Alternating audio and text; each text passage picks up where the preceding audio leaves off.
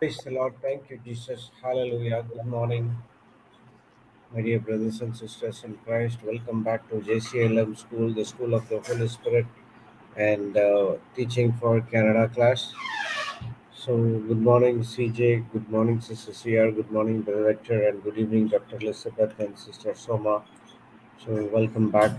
Let's all pray in tongues for a few minutes, and then we will start with opening prayer and yesterday's recap. Eli para habaro shite para kana poto kero Hiria, shite Harapa, Shida, Maraka, Hira, Hiria, Harapa, Uroro, Harada, Mara, Hira, Hiria, Harapa, Shida, Taraka, Hira, Hiria, Harapa, Masi bihota hos Roro, Shida, Mara, Hira, sikara Hiria, hata Harapa, vashiko basi Roro, Maraka, Hira, Hiria, Harapa, Korea Shida, hama masi Mara, Hira, kikolo Hiria, ya Harapa, masi kene manabana Roro, Harada, Mara, o Hira, Hiria, kriminia masi kolbasi kalpa Roro, Hatata, Mara, dia Hira, Hiria, Harapa, Korea Shida, mama si kodoho di biara Roro, di Hatabaraka, Hira, masi Hiria, kara Hira, Hiria, Harapa, alba mimini Hira, shikodoho di alaya babasi kana di bala masi kodoho shigara alba mama si kodoho di shikara di benesh kodoho siara Oh, be Manasikara, be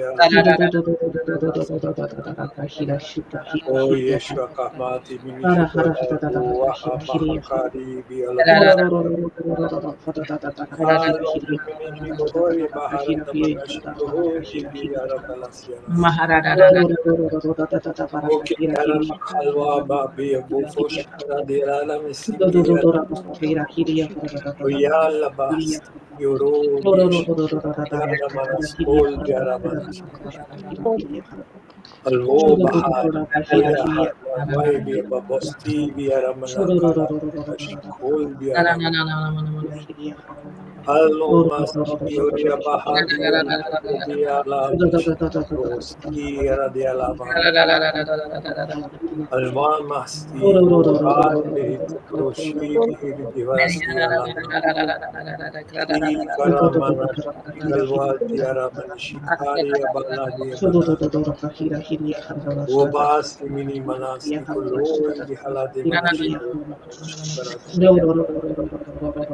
Wabia manasti koro bishi karadi ala karadi ala bihala ala basi. Priyama koro doshi karadi Praise ala the Lord. Thank you, Jesus. Hallelujah. Yes, sister.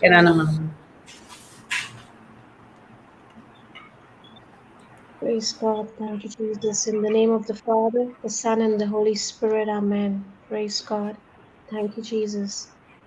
Father, we come into your presence, Lord, this morning.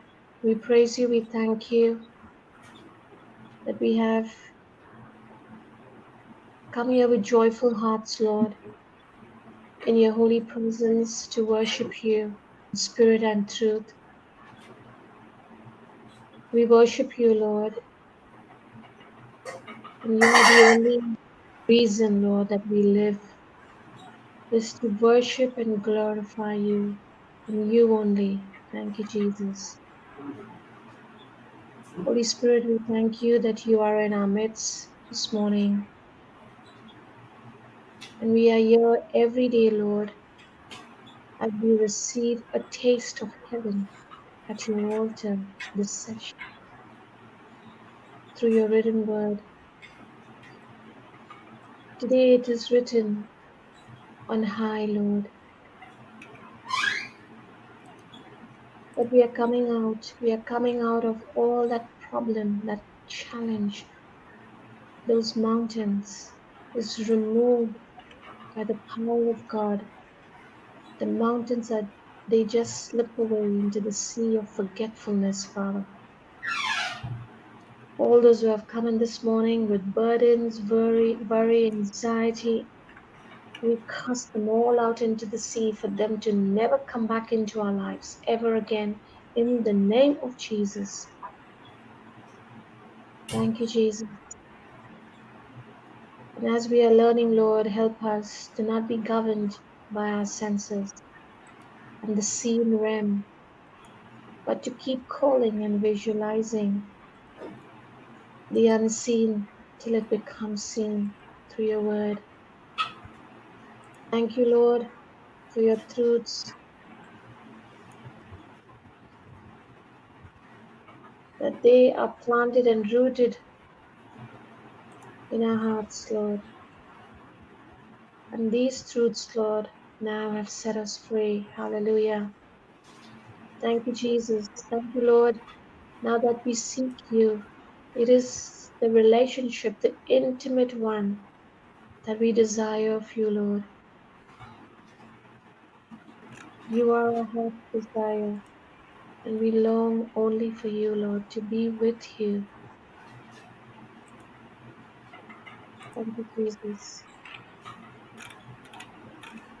Thank you, Holy Spirit,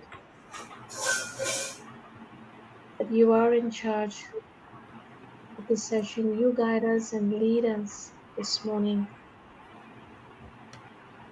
and teach us what you want us to learn through the reflections, through the discussions, through the teachings. Unveil and reveal to us all the mysteries of the word, making the reflections and discussion absolutely simple, easy, interesting to understand.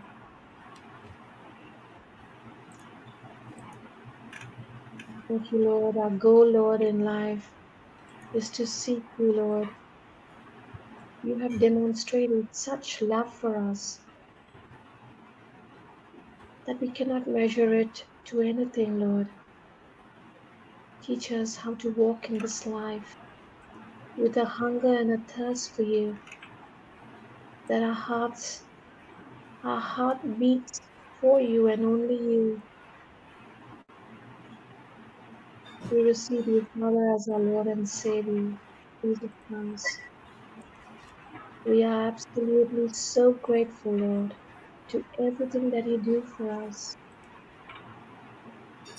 You deserve every praise, every honor, every glory. In your wonderful name, Jesus, I pray. Amen, amen, and amen. Praise God. Amen. And amen. Praise God. Amen. Thank you, Jesus. Amen. Good morning, Papa. You like to start? Morning,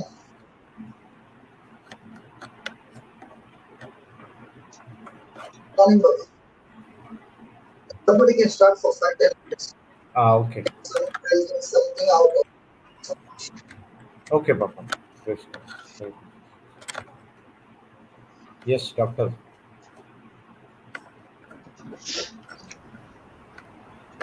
Praise Jesus. I'll give a small little recap from yesterday's teaching, brother. Yeah. Um, so we were studying on Romans 4, where we are learning through the faith of Abraham to call into existence the unseen by speaking the promise of God. And we've been studying that the promise of God is spiritual, it is unseen. We cannot see it, um, we cannot touch it, but we know and we know the promise has power, the promise has anointing, and the promise is always given to us with words, and words are spiritual things. Praise Jesus. And when we mix our faith um, with the word of God, which is spiritual, they turn from the spiritual into the natural. So the word of God, which is spiritual, when we give voice to it and we mix our faith with it, they turn from the spiritual thing to the natural thing. We're seeing this from the life of Abraham and Sarah, who were barren beyond the age of bearing, but God gives them a promise, which is a word, which is a spiritual thing, and they begin to speak that word. The name Abraham is father of many nations, and Sarah is mother of many nations. So as God has changed their names and everyone is calling them by their new names, they are saying, "Thus says the Lord." Yes, I am a father of many nations. I don't see it with my physical eyes. I know I'm beyond childbearing age, but their thinking and their imagination, their considering, their believing has changed, and they can see with their spiritual eyes that now they are speaking the promise and their body is responding to the promise. And eventually we see the fruit of their womb and of Sarah's womb and Abraham's loins, Isaac. And through that, we see, as promised by the Father, nations coming out from the seed of Abraham. Praise Jesus. Thank you, Jesus. So we're learning that we'll go to that maybe 18, brother, Romans 4:18, where it says, I think it's 17, where Abraham considered not.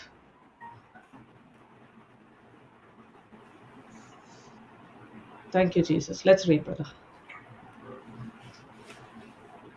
As it is written, I have made thee a father of many nations, before him whom he believed, even God who quickeneth the dead, and calleth those things which be not as though they were, who against hope believed in hope that he might become the father of many nations, according to that which was spoken, so shall thy seed be. And being not in weak in faith, he considered not his own body now dead, when he was about 100 years old, neither yet the deadness of Sarah's womb. Compared. As it is written in Scripture, I have made you a father of many nations, in the sight of him in whom he believed that God,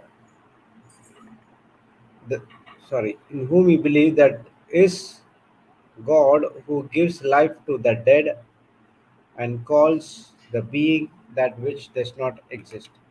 In hope against hope, Abraham believed that he would become a father of many nations as he had been promised by God.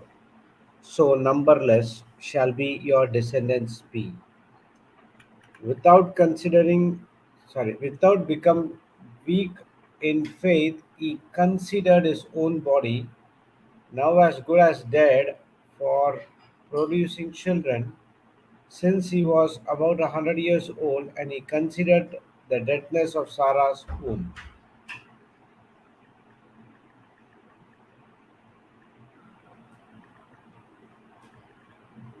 Want to go?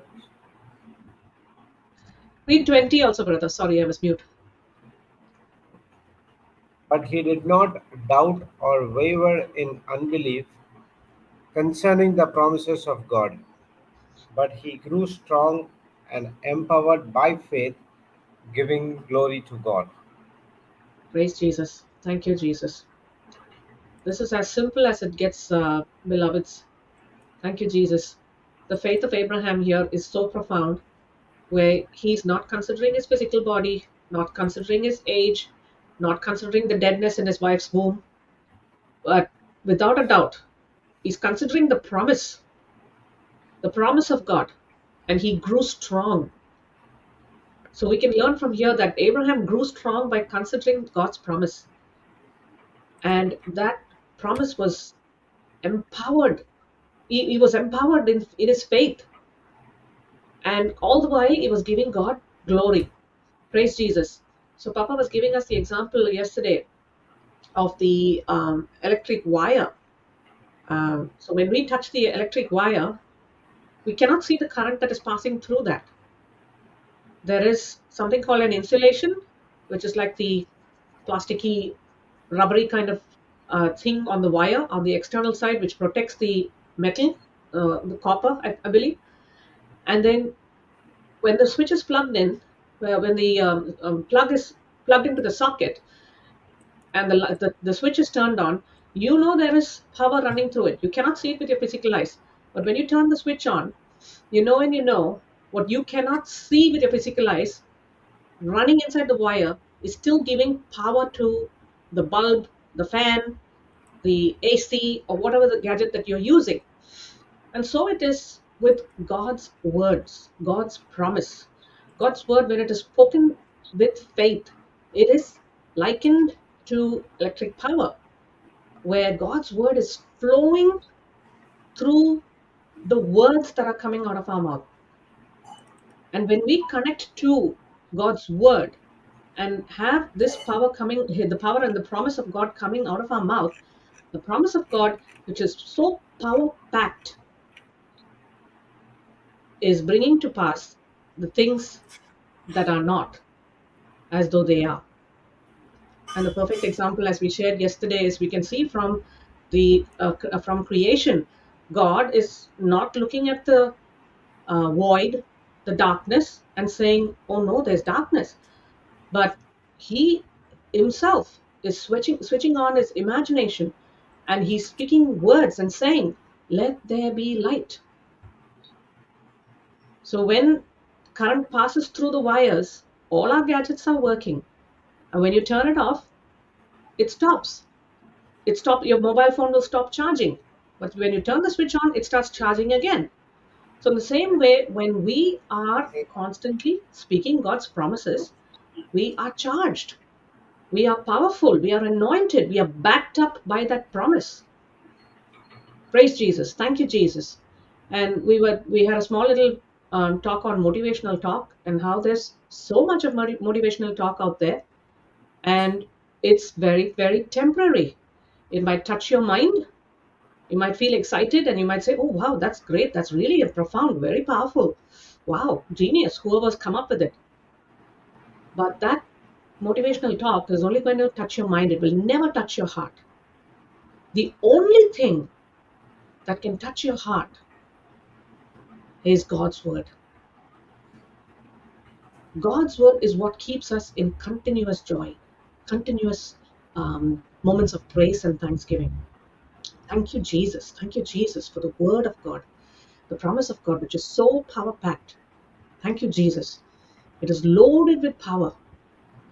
And God's power coming through His promise tortures and torments every demonic force that you cannot see, but is very operative in our lives. So when we can see the effects of Satan's lies, his deception, the plundering and stealing and looting that he's doing in our lives, we can clearly say that, hey, I am getting this beating from the enemy because I am not loaded with the power from above. I'm not loaded with the promise. I'm not loaded with God's word, which is spirit and life. So how then do we come out of that position? We have to embrace God's word. We have to believe God's word. And like Abraham grew strong through God's promises, we too now have to gain our strength from God's promises. And that will keep us anointed, keep us free, keep us cut off from Satan's power, and we will be attached to God's power.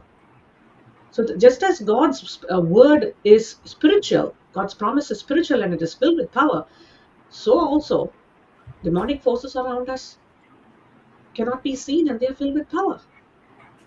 And the only way we can fight the enemy is not by other motivational talk, the words that we would speak in our everyday living. We need the sword of the Spirit, God's word, filled with power. Thank you, Jesus. Thank you, Jesus. Praise you, Jesus. Hallelujah. Thank you, Jesus. Yes, Papa, you ready? Yeah, wonderful, wonderful, wonderful. Thank you, Jesus. Over to you, Papa. Yeah, you see, like the electric power we're talking about flowing the wire. We have never seen that you switched on the switch and the power took 5 minutes to reach the other end. or it's an instantly it reaches the other end. Instant. Papa, you're Ah, breaking up a bit. You might need to adjust your position, please. now I'm on Wi-Fi. Okay, thank you, Holy Spirit. So, so faith is of God. He's the one who gives us the faith, and God is a God of faith because He started the creation by faith and not by feelings and emotions. And the Bible says that it is impossible to please God without faith. So, in other words, faith works. So, faith is a law. Here also is a law, and it works. So, God has given to man a system called faith, which is a law, which is designed to work and not to fail. So, in other words, if somebody believes the word or does not believe the word, somebody's action does not stop God's law from working. It will operate the way it has been designed.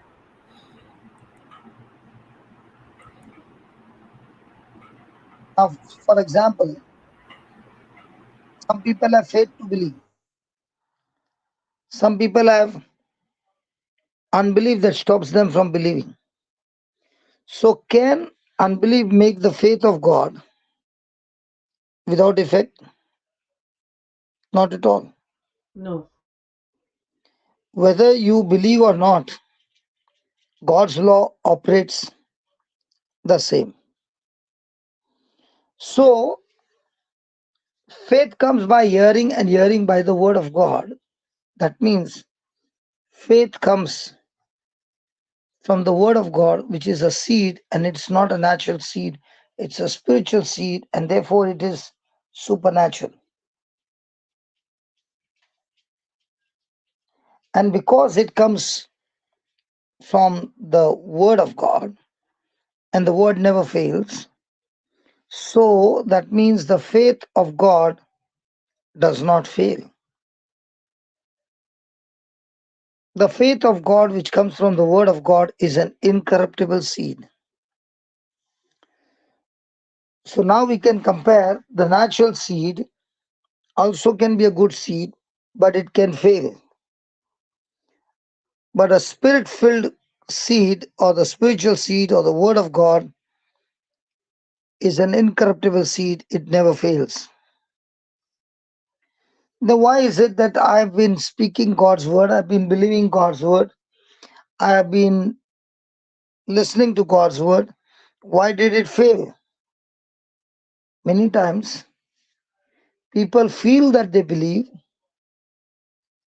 and if they believe, they would want to apply the seed.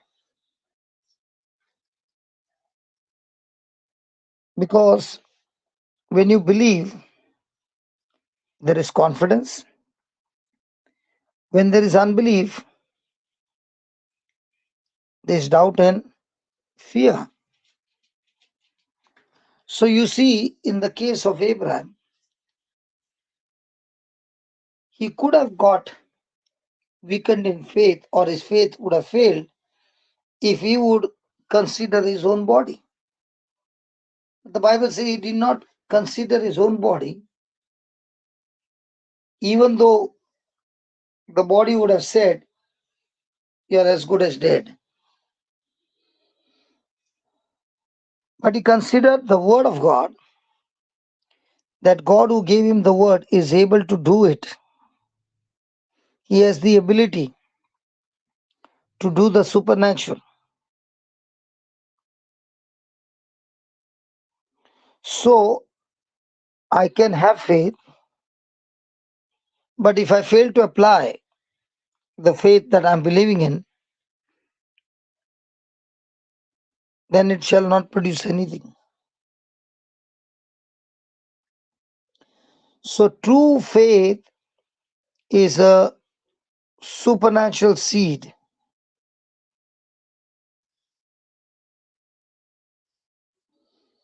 and this supernatural seed won't fail. But I can cause failure in spite of this supernatural seed. How can I cause failure? My own action, my own reaction, my wrong thinking and believing can stop the productivity of the seed, because God's seed is incorruptible. But this incorruptible seed needs something from my side, and it needs my faith, my assurance, my confidence, my agreement to what God said. And only when I give that agreement and that confidence in believing, now the seed with faith with my confidence is ready for productivity. So faith does not always determine the outcome, because I can start with confidence and the seed is sprouted and is growing. But as it is growing, the pressure on the other side is also growing. That pressure can cause doubt and also unbelief.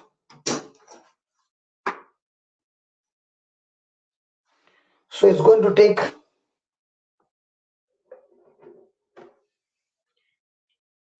my response, my reaction, to see to it that I keep watering the seed faith and continue it till it produces the harvest. So it's not enough that I plant the seed and then say it's done. No, no, no. I have to go through the whole process. So many times we start with the faith seed. We keep thanking God, and there is no rest. There is impatience. And many a times we have not seen through the eyes of the Spirit that we have received it.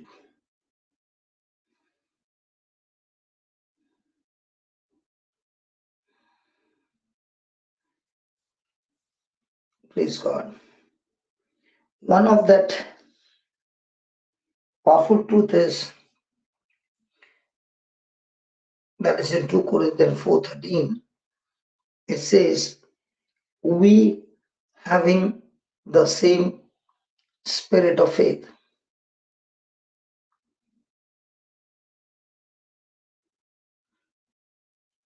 2 Corinthians 4:13.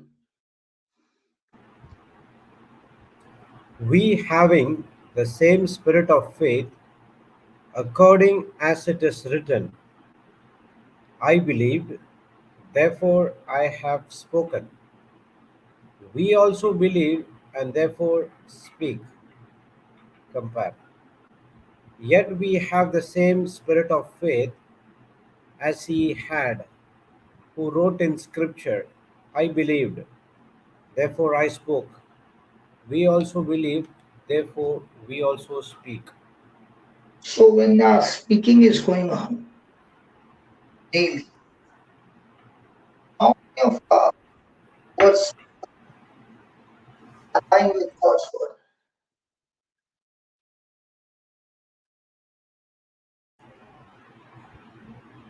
How many?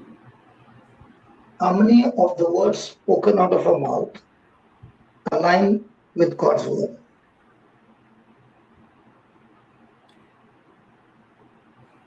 Not really.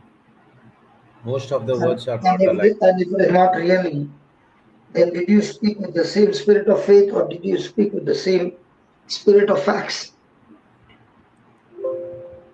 Facts. And if you spoke facts, it's faith, it work.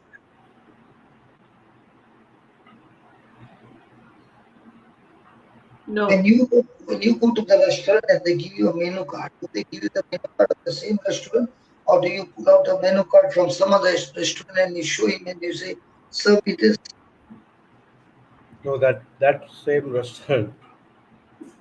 So why is it that we pick up the menu card of the world and we sit in heaven's restaurant and we demand for, we think about the worldly things, we speak about the worldly things, mind is caught up with the worldly things, but then we say we are faith using the menu card of the world. How do I know you believe? Because if you believe, you speak. And if your speaking is wrong, the reason your speaking is wrong is because your thinking is wrong. And the reason the thinking is wrong is because you did not know the scriptures. And the scriptures, being ignorant of the scriptures, the devil has taken you for the ride and telling you what you're thinking is right. But if you see there, Abraham, he did not consider his own body, but he gave glory to God even when every physical evidence was against him. He actually grew strong, giving praise and thanksgiving to God, believing that what God had said, it has already been accomplished. So Abraham and Sarah said what God said. They believed what God said. Everything in their physical evidence was going wrong, but the words that they spoke out of their mouth did not go wrong. Baba Jude, what do you think about this? Out of the 100 words that we speak with having the same spirit of faith, what do you speak having the same spirit of faith? I'll be back in 3 minutes. Yeah. Praise God. Thank you, Jesus. Hallelujah. Many a wow. times this is what happens. We won't. We read, we study, we go through the notes, we come attend the class. I'm not sure about others, but I'm what I was doing. But when the problem comes, I was not fully convinced or fully persuaded. But I had to. It's a wavering kind of a mindset where I say, I've done all these things. Will be God able to deliver me? So I go into a law mentality. It's not so, as Papa said, the knowledge which I took it,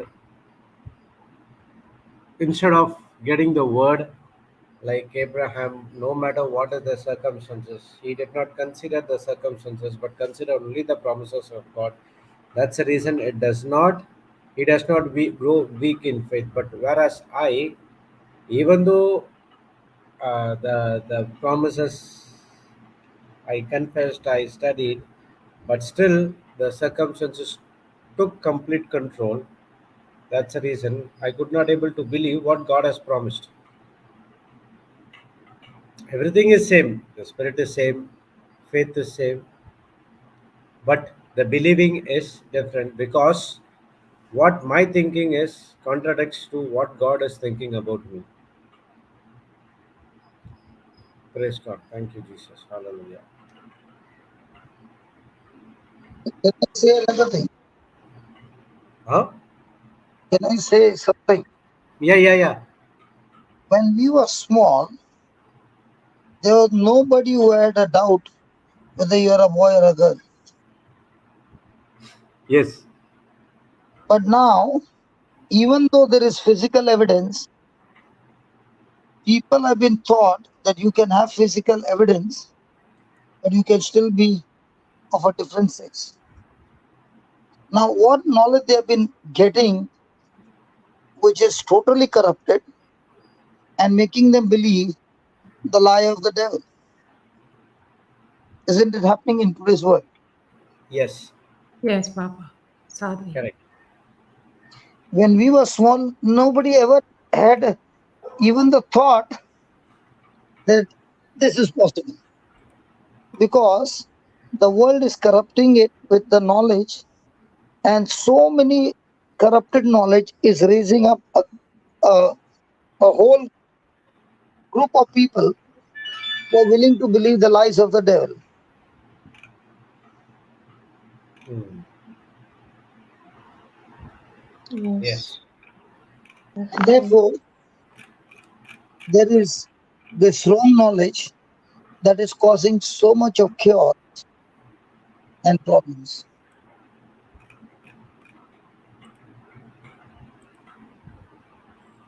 praise God. So the Bible is very clear. For example, let me give you an example about Peter. Go to Luke 22:31 and 32.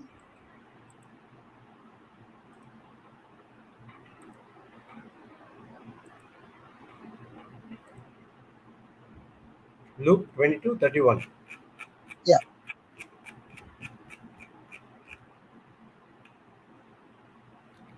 And Lord said, Simon, Simon, behold, Satan hath desired to have you, that he may sift you as wheat. But I have prayed for thee, that thy faith fail not, and when thou art converted, strengthen thy brethren. Compare. Simon, Simon, Peter, listen. Satan has demanded permission to sift all of you like grain. But I have prayed especially for you, Peter, that your faith and confidence in me may not fail, and you, once you have turned back again to me, strengthen and support your brothers in the faith. Wow, praise God. Now, has Satan desired to separate Peter? Yeah. Yes, Now, is it written Satan has desired or God has said desire? Satan has demanded permission to sift. So, in other words, has Satan demanded to have Peter separated from, as you separate from wheat? Hmm. So is it God who has made this move that Peter should go through some test or trial so that Peter will humble himself? Peter will bear this trial and become better person. No. No, but God allowed it, like what happened to in Job's life. Yeah. But does God give the such things to Satan and says, "Go ahead, Satan, have your way"? No, no, not at all. Because many a time people believe that when a man goes through such kind of trials, he becomes a better person, and God is trying to train his children, or perfect his children. No, as you taught No. us, God will never use the weapons of hell to train or make the children understand the kingdom of God, Mm, right? yes, correct.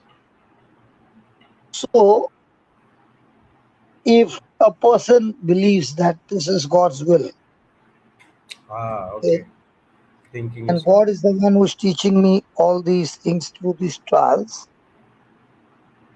So let's say a person is sick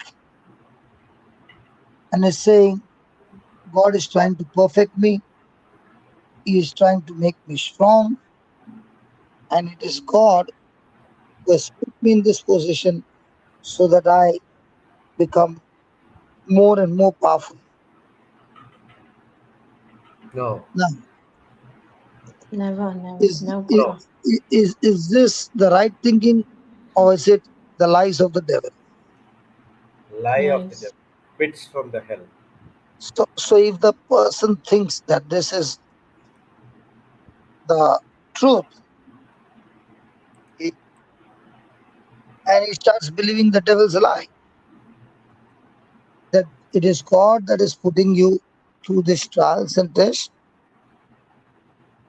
Now, if God is doing that, then what happens to his faith?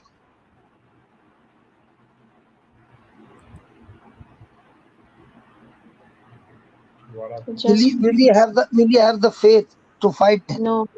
No, not at Yeah. all. Because if he fights and God is the one who is putting him in the trial and test, then he's Exactly. resisting God, not the devil. Hmm. Yes. So does he need to fight Satan or God? He needs Satan, to fight unbelief, that unbelief. unbelief. What is Satan doing? Blinding the minds of Christians, Yes. because it is Satan who is desiring to shift them, not God. Yes.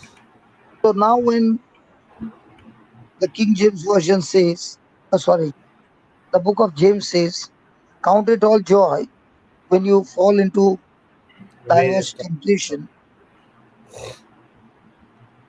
He said, when you fall.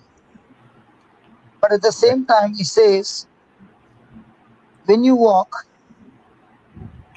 and you're facing those trials and temptations, see that you keep your eyes open. You don't close your eyes and walk into temptation.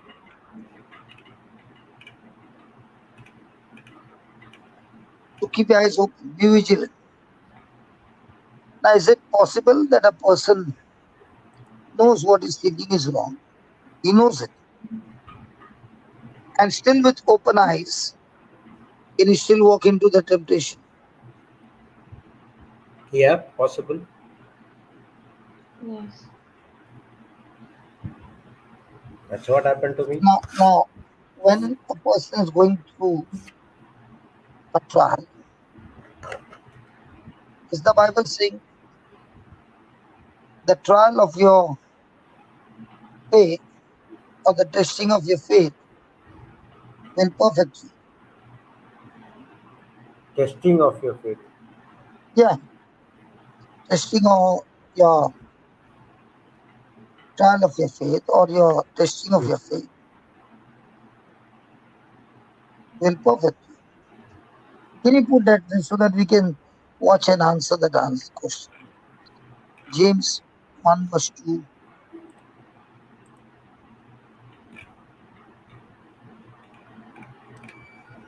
Knowing this, that trying of your faith worketh patience. Compare. Be assured that the testing of your faith through experience produces endurance, leading to spiritual maturity and inner peace. So it's very clear, right? That the testing of your faith, the trying of your faith will make you perfect. Not perfect, it will grow patience. Patience will grow. So the trial doesn't make you perfect.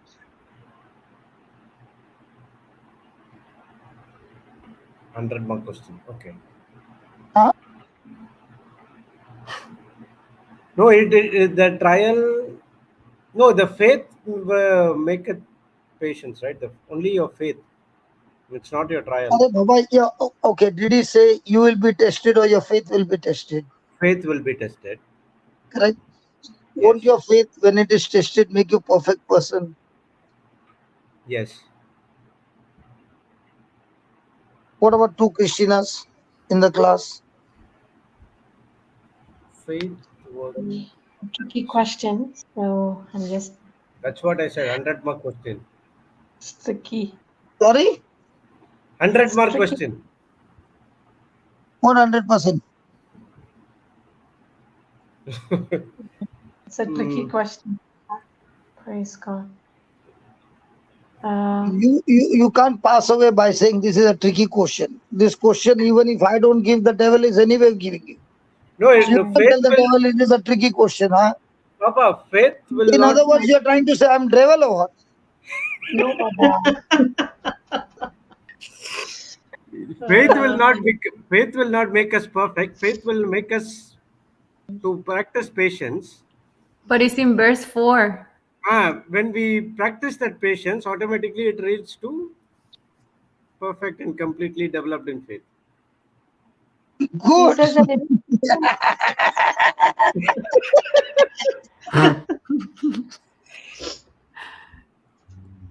I should have been a lawyer, really. no, Papa, can you please expand, Papa? Thank you. Okay. he means Your faith that will be always tested. And what is your testing of the faith?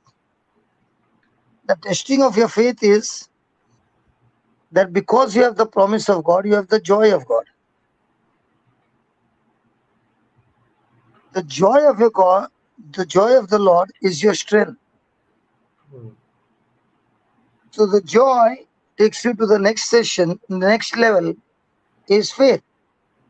Now you are never going to be tested.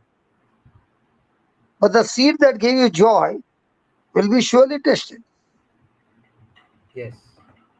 And that seed that is giving you joy and you're repeating it again and again, it's producing the substance called faith. faith. And when your faith is being tested, you don't become perfect. When your faith is being tested, you start growing your patience. Because remember, faith alone cannot fight the battle. He needs a twin brother who will support faith.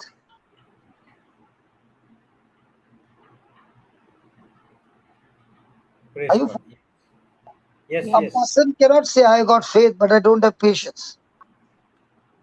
Because faith is where you are believing in the evidence not seen, but it is still in process. It is not yet completed. For example, somebody wants to build a bridge.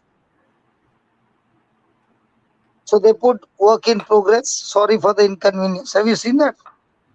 Yes, yes. Yes. And then they put some dates over there. Okay. And they start the construction. Now, can they build a bridge without first preparing the columns? No. Christina Roberts, this is your field. I know you all don't build the bridges, but at least you all build the buildings. Correct. Yes, Papa.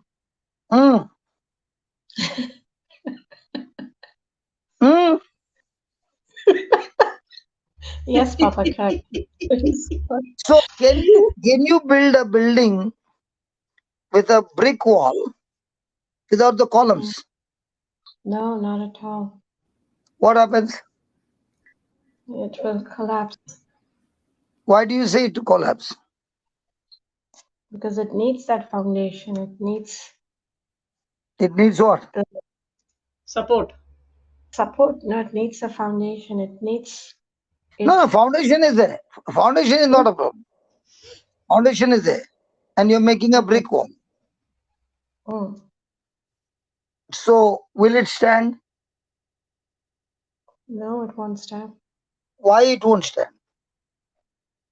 Because the bridge, the platform has to No, I'm rest. talking about your building. Let's forget the bridge. Now let's talk about your building. You're selling such expensive things. So now I'm coming to buy a flat, and it's on the 80th floor.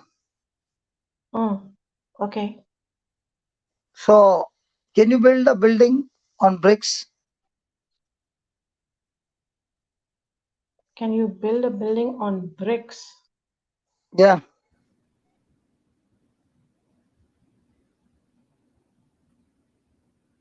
Yeah, You can you ask can build. Krishna, your twin sister, because anyway, faith and patience go together. Two Krishnas go together. Yes, absolutely. Why don't you ask your twin sister? And why don't you ask a consultant, Dr. Liz? You're talking about building it without the pillars. Is that what you're saying? Only the Yeah, walls without the pillars.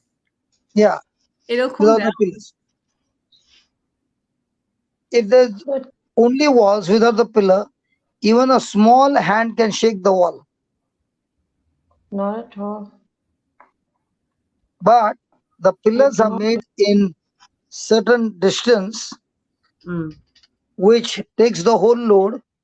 The wall is only to support it, but it doesn't take much weight. The weight is all on the pillars. In the same way, faith is strong, but it needs even more strong support, and that is patience.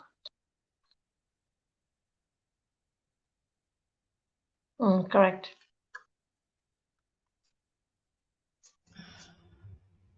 Papa, So, uh, I just want to go back to a little ahead of what you were saying because this mm, is, I'm unlearning something here, so please help me. mm. You said you will not be tested. No, no, no, no, Mm. no, no. 100% you will not be tempted Okay. So it is your faith. The because when we because he's said not scared of you, yeah. mm, He can finish you anytime. he's scared of the The word faith, in you, correct? so he is concerned about that word because that Ah, word will take you into the supernatural. Why should he fight with you? He can come and give you one rap. But when you're studying the word, he is scared of you because now you're not only going to study, understand it, and then you will go around hitting him again and again. wow, Papa. No. This is Profound. this is a born again moment. This is really a born again moment where Why we you are did not know unlearning. this? You did I not did know not this? I did not know this. I am honestly telling you I did not know this because See, when you go see, see, many people say, as I yes, start studying the word, I am facing more trials.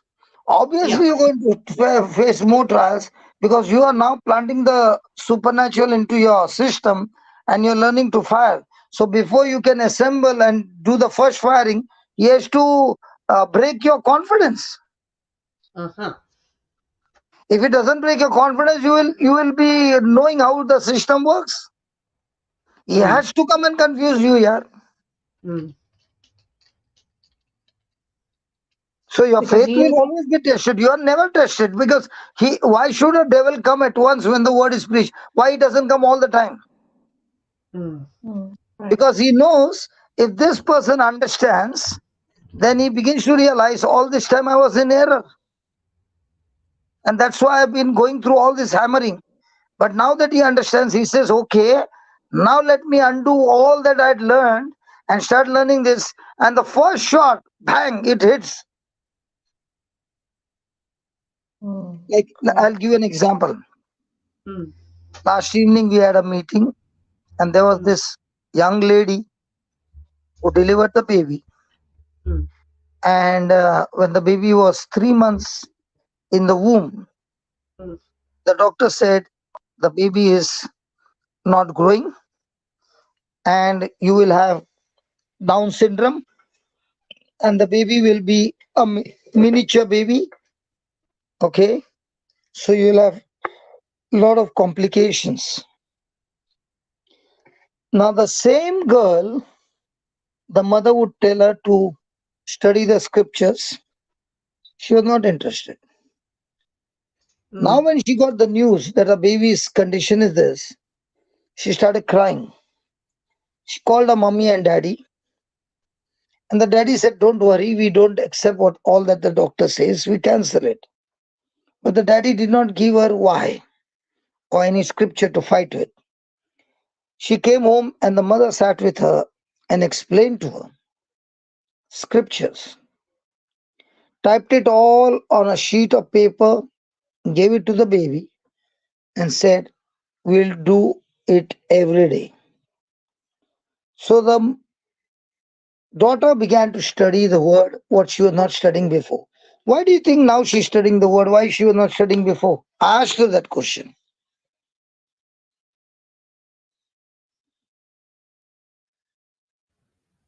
Because she's scared, because she is in need. She needs it right now. She's So in she India. doesn't need her life. Why she was not studying before? She didn't believe it. Huh? She didn't She have didn't the believe knowledge. it. Sorry? I'm asking the girls. Because she She didn't Hello. didn't have, believe it. She didn't believe in the power of the word. She didn't believe that So was why is she believing now? because she's desperate. She has been June, the given girls the don't know. Can you answer, please? These girls don't know. Because she has a baby inside her. That means the baby is more precious to her than her own life. Hmm. wow, yes. And she doesn't want anything to happen to the baby. If anything happens to her, it's okay, but not to my baby. Hmm. Correct? So she Yes. starts correct, studying and correct. she goes to the clinic after 3 weeks or 2 weeks. And the doctor is looking at the report and saying, how can this happen? And she says, what? The baby in 2 weeks have grown up that I've never seen in my whole life. So now what happens to the mother? She's pumped with Confidence. faith. She's now did she see that when she activated the faith, the faith showed her some result? Yes. Yes. Now is she going to back off? No. She's doing it day and night, and the baby is delivered absolutely supernaturally healthy and supernaturally active and supernaturally intelligent. Praise God. Mm, Now, mm. why is it possible, or why do you think the daughter believed her mother?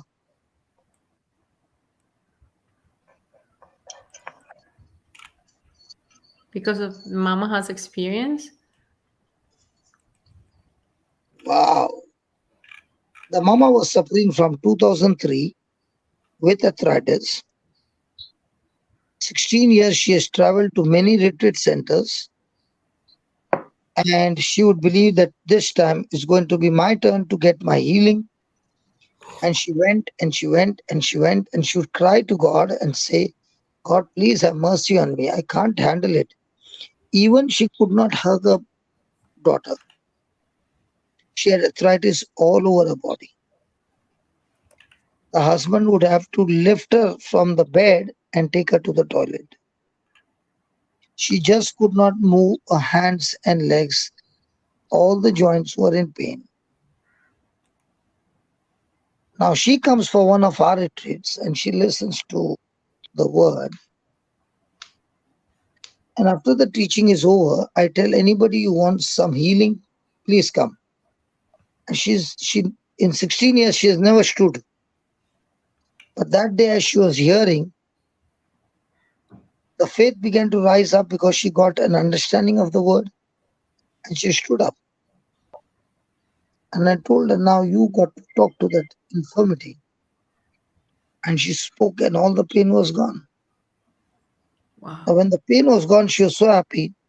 But after 2 days, it came back.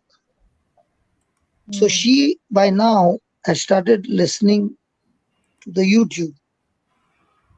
And the YouTube, I'm saying, it's easy to get healed by studying the word.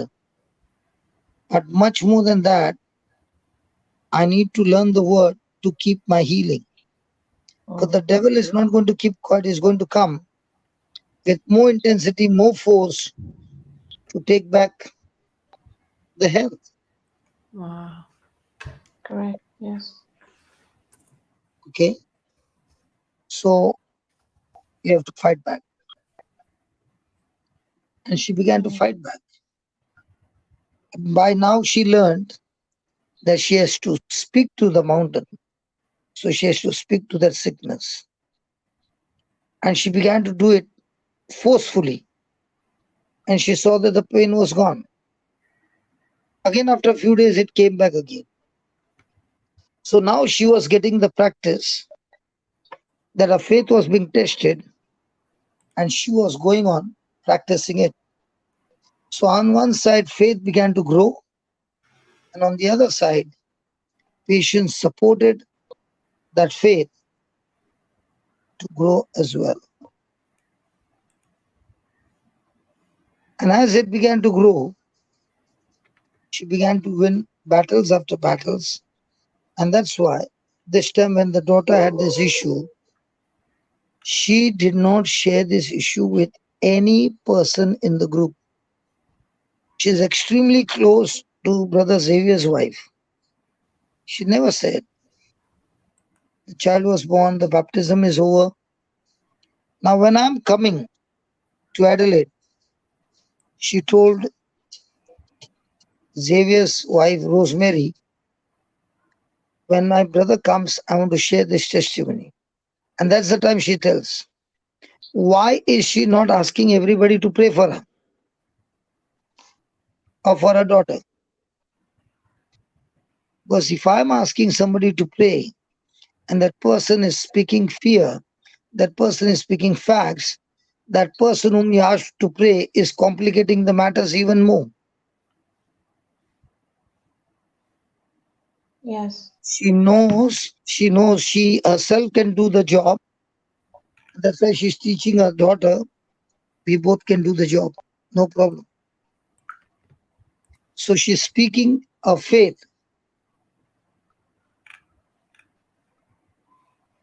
And therefore she's growing her patience. So the testing of your faith does not perfect you. It helps you to grow patience. And now patience is a force. Let me repeat again that very important.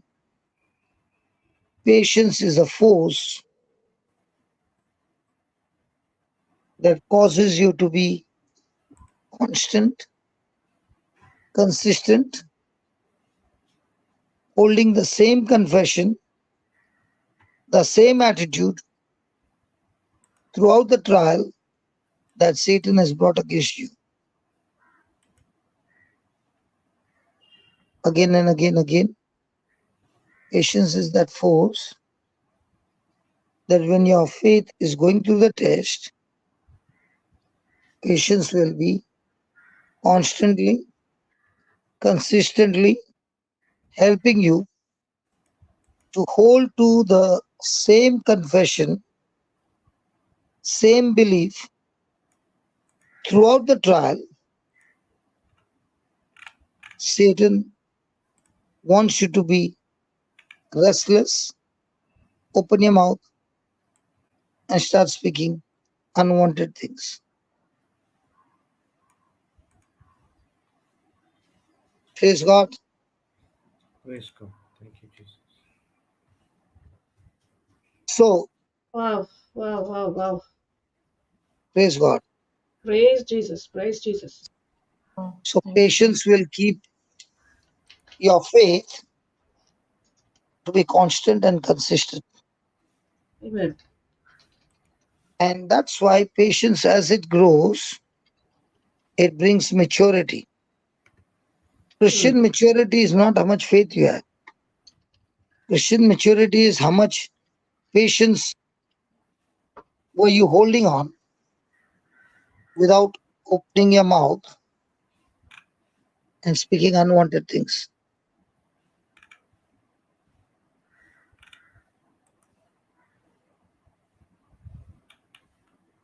Praise God. Praise the Lord. Thank you, Is it Jesus. making sense now? Yes. Absolutely, Papa. Thank you so much. Thank you so much. Thank you, Thank you, Jesus. Jesus. What about Abraham when he is being tested? He did not consider his own body. Okay. But was he holding on to the promise with patience? Yes. Did he change his confession? Yes. No. No, no, he did not change his confession. Once he called himself Abraham, then he changed his confession. No. No. No. No. He kept going with his wife's name Sarah and did not give any room, but believed that this is God's doing.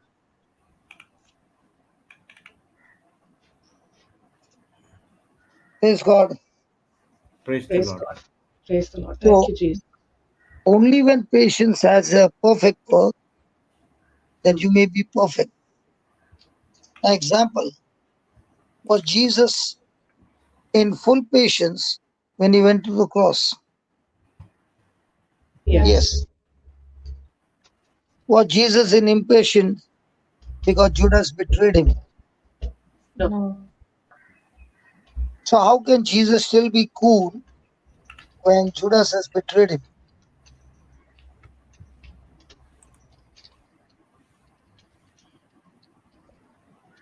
Because he had to carry out the mission. He knew his father. So shouldn't he get offended with Judas? Mm. No. What if when somebody comes and, and leads you into a pit? Won't he be angry? Yes. Yeah. But did Judas lead Jesus into a pit, or did he help him to get onto the plan of salvation, to get onto the cross? Helped him. He helped him. So did Jesus see Judas as an enemy or a best friend? Best Best friend. friend. Best Because friend. he called him friend when he came and kissed him. Yeah, Mm. but he not only called him, but Judas was being used by the devil, and the devil himself did not know that this, what he did, was a great wonder for Jesus. Yes. So in our everyday life, do we look at things from our natural eyes or kingdom eyes? Natural eyes. Mm. Naturalize. So when a person is operating in patience, is he looking from the natural eyes or spiritual eyes? Spiritual eyes. Spiritual. Spiritual Have you eyes. ever lost your patience, ladies? Oh, yeah. Hello, Yeah. ladies. Have you ever lost your patience? Yeah. Yes, sir. When did you lose your patience? Oh, wow. No, wow. Just tell me when. um. Oh, wow. Yeah. If it's a Sadly, personal thing, I don't want you to say, but your patience. with the spouse, with the children, with the boss, Is it possible that your child is now in which standard, Baba? Doctor? that she's not understanding. Yes, No, it's no, no, possible. no. She's in which Standard, Which grade? grade. Which grade? Which grade? Oh, she's in second grade.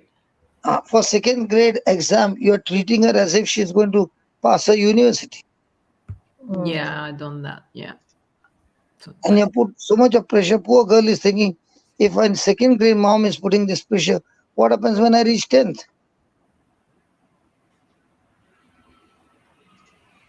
So she's learning to be patient and keep holding her peace. But mommy is treating her as if she's going for a doctor's exam in grade 2. And in grade 2, she got 96 or 97. And mom is saying, what happened to the 3 marks? And if the baby has to ask mom, when you were a child, you also appeared for exam. How many marks did you get? Mom will faint.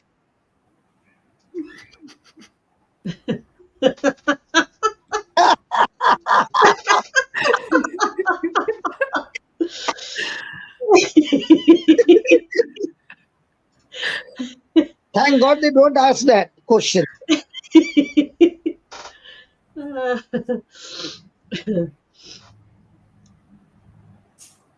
So, wow. how do you know you are in patience? You started with faith confession, Mm, okay?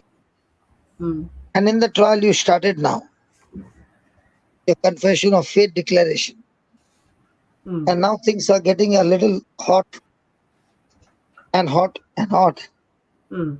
Now, are they challenging you to change your confession? Yes. Yes. That means you're slowly drifting away from patience. Because Mm, patience is a twin brother who will support faith. So patience mm, is like a column in a building. mm, He will take all the weight on himself. But the moment patience loses its patience, now all the weight has come on way on faith, and faith mm. will break down. Wow. So you cannot build a building on bricks. There has to be a column.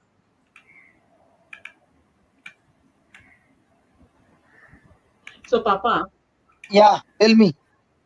when you said at the start of the class, faith is a law, there is Yeah, faith, yeah, which is faith as a law, and yeah, there is your faith, your carnal faith, correct?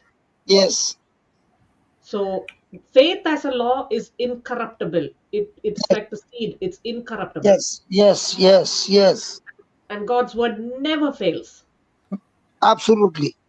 So if I'm trying to understand this from my perfect example, Jesus, when Yeah. he was when he was tempted in the wilderness, Mm. Satan was not tempting Jesus, but he was tempting the word that was in Amen. him. Amen. Yes, that's why he was asking, no, are you the son of God? Hmm. So Hallelujah. every time you are going through a temptation, it is Hmm. only because he wants the Hmm. seed out. Okay. Hmm. Have you ever realized Hmm. that some people, they get offended and they find it so difficult to forgive somebody? Hmm. Now, why do they find it difficult to forgive?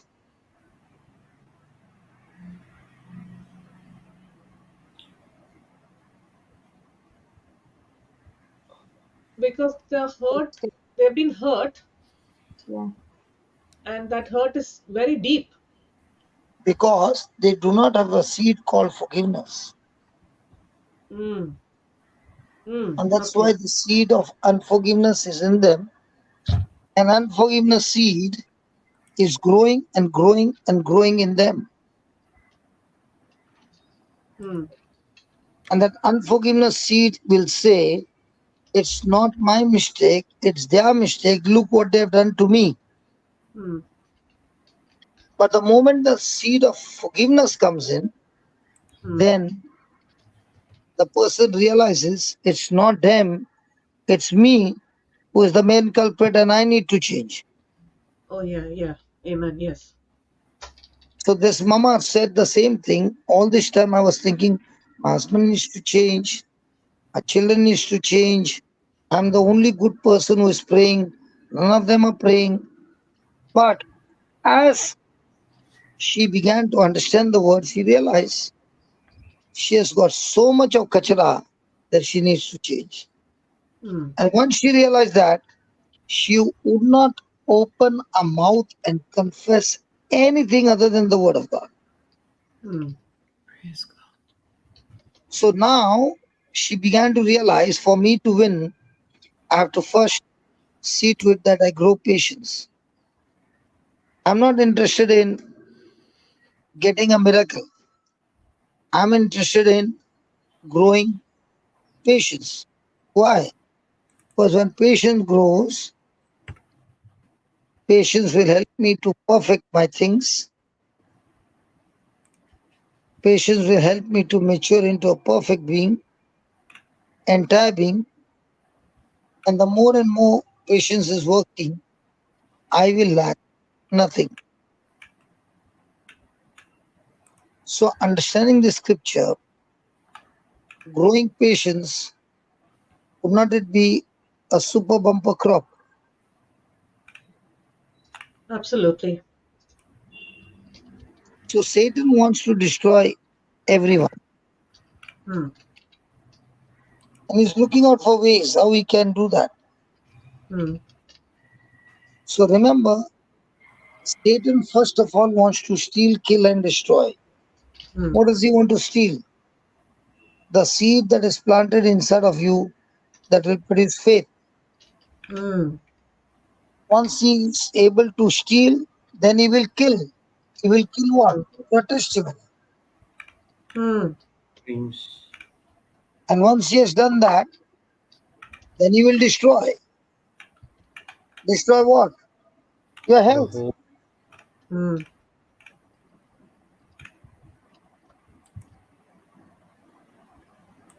Now is it making sense?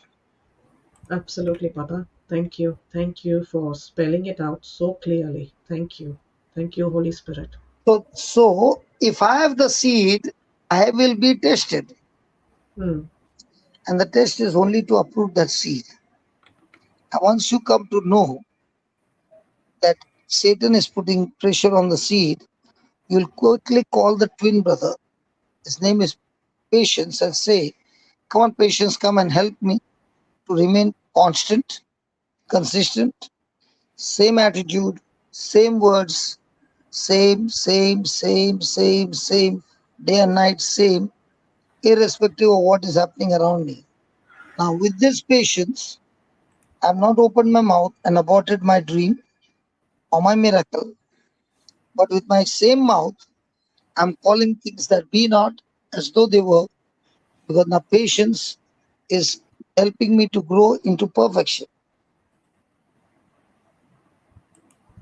Amen. Amen. Papa, Yeah, so yesterday I had this example, okay? yeah, So my sister and I, Jane and I, we have a seed in our heart for our family, okay, and we are believing on that seed. okay. So the day before yesterday, faith was super high, and we were speaking the promise, and at rest and at peace, and we know and we are confident. The confession is right, mixing everything, we're doing all the formulas together correctly. But yesterday, some facts came in. Somewhat Facts. facts, okay. Yeah. So there was an opportunity for the facts to be discussed. But praise be to God, quickly we said, no, this is not the report that we are speaking. We are going to speak the word of God, the promise. And quickly we renewed our mind and we started doing the confessions. And I'm taking this example that I had between the last 2 days as a perfect way of understanding this, because your facts are always going to come up. Yeah, And they're going to come up to steal your faith. exactly, it's coming to steal that faith, that word, that seed that you're holding on, the promise that you're speaking for your family, for your household, for your nation, whoever it is you're believing for their salvation. And when you get weakened by speaking the facts, it's like you're explaining the columns, the pillars of a building. The moment you speak facts, consider that building just collapsing. The columns have just broken down because we have become impatient and we have gone to speaking the facts instead of speaking faith. So I'm understanding this, Papa, that we have to be like Abraham, consistent, constant, continually speaking the promise and knowing the end result, only believing in that end result. And I can see how this last statement that you said, the test is to uproot the seed, like Satan tried to uproot the seed from Jesus. And he's going to come after you to uproot the seed of faith, the promise of God. But we got to quickly call patients to help us and keep our confession going. We need to keep the confession going of God's word out of our mouth and the meditating of that promise in our heart. Because if we are going to say, oh no, this is happening, this is happening, this is happening, I don't know what to do, I don't know what to do. Now we have gone far away from that testimony. We've gone far, we've aborted the miracle.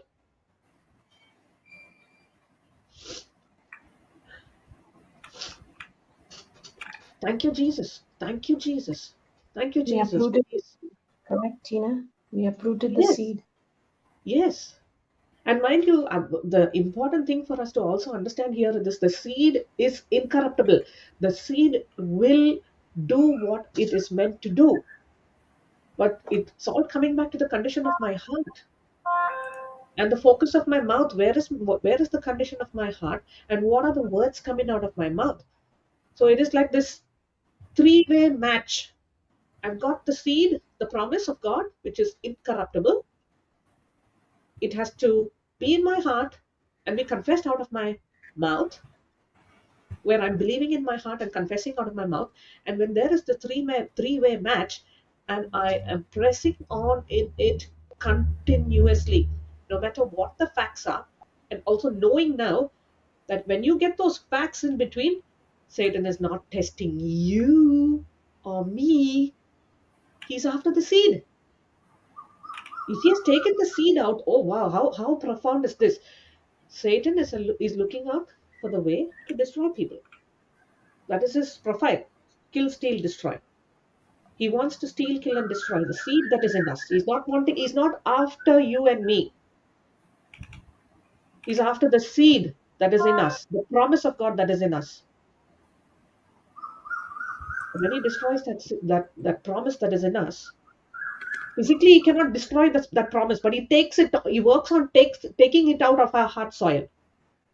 How? By putting all the facts in front of us and putting the pressure on us to say, did God really tell you? Who told you you're naked?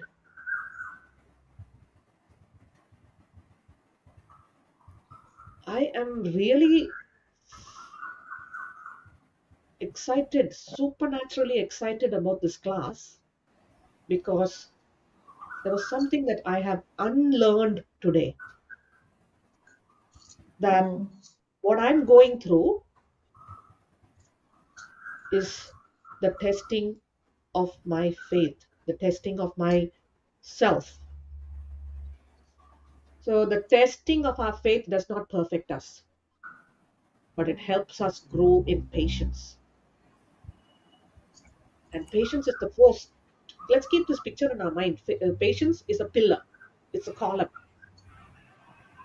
and it is keeping the house standing. It's giving the house support. The house is not just supported, or the building is just not supported on bricks and stone. So patience is the force that is constantly upholding the building. If we removed one of the columns or one of the pillars of the house that we are living in, that house will fall like a stack of cards. It's like going through the three soils, correct, Tina? Yes, yes, absolutely. This is one-on-one sower and the seed class also. Yes, absolutely. Because his intention is to let it not fall on the good ground of soil of our hearts. And he'll plant in all those weeds, the worry. This is all for us to come out of that, faith or that rest that we are in. Because when we are in faith, journeying through it, we are in peace and rest, isn't it? And Amen. then, Yes.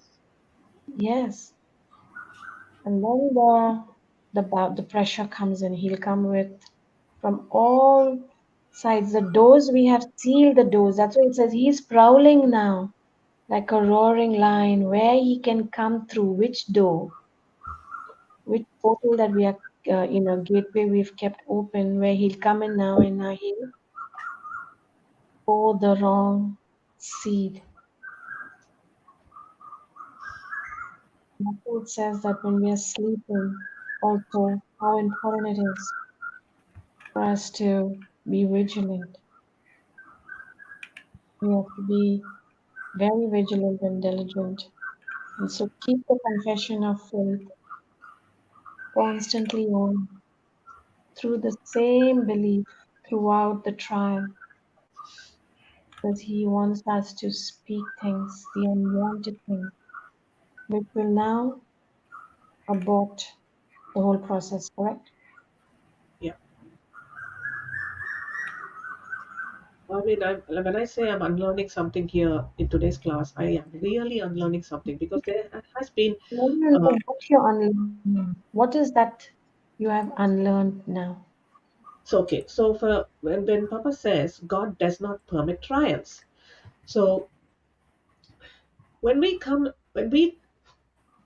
into learning and understanding God's word through the preaching and teaching, before we get to that stage, that initial stage is when you're going through something. Let's say it's depression, and I've been there. So we think that depression is coming from God, or that Oh, financial struggle is coming from God. But that is a lie because yes. God has created the whole world for the good of mankind. Because when He says He created everything, it was good. Everything that He did was good. Now, why would He create this beautiful world for us to live in, plant us in the most beautiful garden, give us one instruction, and say, do not eat of that tree? But because of that disobedience, the whole human race fell. And then comes all the trial and the struggle and the um, Issues of life. XYZ problems that we had. And then God sends His Son to fix the problem. So when we say that you're going through a trial and it is from God, that is the biggest lie of the enemy. Again, he has questioned our identity.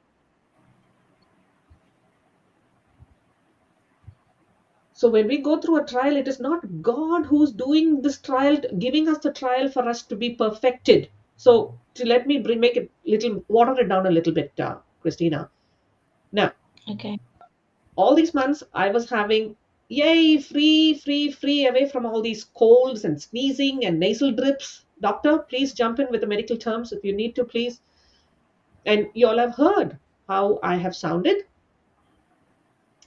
and how I'm sounding now again, a bit nasally and blocked. That's the facts. And what does Satan put in my mind? Don't worry. What you're going through now is perfecting you. Hmm. You're understanding, Bobby? Yes, yes, yes. So, Got it. yeah. So when I'm thinking that this rhinitis is the medical word given to it, it's Oh, come back now, and I'm thinking I'm going through this because I'm going to my next level. yes. I'm growing. But he's not after me, and the enemy is not the one separating me from God by putting this thing back into my life again. He's bringing this as a distraction to me to separate myself from God by opening my mouth and speaking the wrong confession. Change your confession. Yes. He wants to change my confession. And what is my confession? My confession is 1 Peter 2:24. Correct. By Jesus' stripes I was healed. So when the facts are come again and they're screaming at me, he's putting the pressure to open my mouth and say, oh, you got a nasal drip. Oh, you're sneezing, your eyes are itchy, or this. That's the facts. I'm using the facts here as a testimony, and he's not going to steal this testimony, because this testimony, these words that I'm speaking, are spirit and life. God's word is spirit and life, and God's word has already worked for me. So I'm Exactly. using these facts as an example for us to know that when we go through a trial, or when you have passed through a phase of your life, you've overcome it. And as Papa was sharing about this mother, she got healed, and 2 days later, the lice came back. She received a healing, and 2 days later, the lice came back. But this mom had to fight. What is the fight? To fight unbelief, the lie of the enemy. And how did she get her victory? She got her victory by confessing God's word forcefully. Now, as she is continuing that, and as I am continuing that, because I am not changing that, because I know faith is a law and God's word is incorruptible. If He says that He has healed me, there's no ifs and buts about it. There's no two ways about it. It's a done deal. It's finished. It's the same result you will get because it's a law, correct? Exactly. And it works for you and for me the same. Same. Whoever's involved in it, it has to give you the same result. So now when we keep fighting those lies of the enemy, and we keep confessing God's word forcefully. My brothers and sisters, you all have heard me use this word forcefully in the last couple of weeks. I share it with everyone I minister to, forcefully, because there will be a time you have the word in your heart, it's in your mind, but it will not come out of your mouth. And you know who's stopping you from that coming out from your mouth? Satan himself. He does not want that seed in your heart to come out from your heart through your mouth. And this is why we are saying forcefully. You got to forcefully keep the confessions going, because and there is no holiday. We know God's word has already done the work, but we keep our confession going. I mean, if I plant a tomato plant there, I don't say, oh yeah, it's planted, it'll just grow on its own and I don't have to water it. I'll wait on the rain to come. What if it doesn't rain for a month? What's going to happen to my tomato plant? It will dry up. In the same way, if I don't water my faith by keeping my confessions going, I will be dried up. Satan's already taken the seed. And if it is not Satan, it will be your just next door neighbor come to ask you, hey, how are you feeling today? You remember you had this, correct? Yes. I mean, my sister and I were so close to losing the battle yesterday, Christina. Mm. It started off in facts, and praise be to God for the grace of God now abounding and saying, no, this is not the report that we are going to speak. We Yes. took the white book, we started the confessions, and soon enough we saw my brother come online. And then we said, okay, let's cut this call, let's jump on the family call. We did the confessions with my brother. And I thank God, because it is now the wisdom of God, the guidance of God, that is giving us this nudge saying, zip it right now, in Yeah. love. In love. I say this in love. I mean, God is not standing there with a stick behind his back saying, I'll whip you if you don't say these scriptures. No. God is doing everything for us in love. He's bringing us. I'm just using that as an expression out of a love for us, to get ourselves forcefully confessing God's word. Because if we don't, the system's not going to work. Those columns are going to come crumbling down, the columns of patience. But when we press on, when we are consistent, now patience and faith are working together, and soon enough, my beloveds, we see the testimony coming to flesh. The baby has come to a full term pregnancy and delivery. Praise you, Jesus. Thank you, Amen. Jesus. Jesus, because you've submitted now to God, the devil has to flee. Amen. Absolutely. He Absolutely. has to flee. Because when the symptoms or the situation looks like it's changing from what we desire, we got to, believe and know that it is a big lie. It's from the devil. And we can't see that spirit. We can't see the warfare because it's a spirit. But once we know the truth now, we know we have to fight it in the spirit, not in the physical, which means we got to take the promise now. And the promise is the confession that we continue to speak with our mouth. We have to give it a voice. It is voice activated. And it will, we have to remain with people who are in the faith, not invite anybody whose faith is wavering. And I say that Absolutely. again.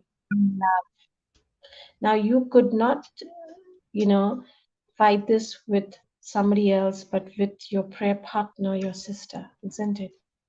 Who is also Absolutely. in faith. So if we Very, are very giving, important, Christina.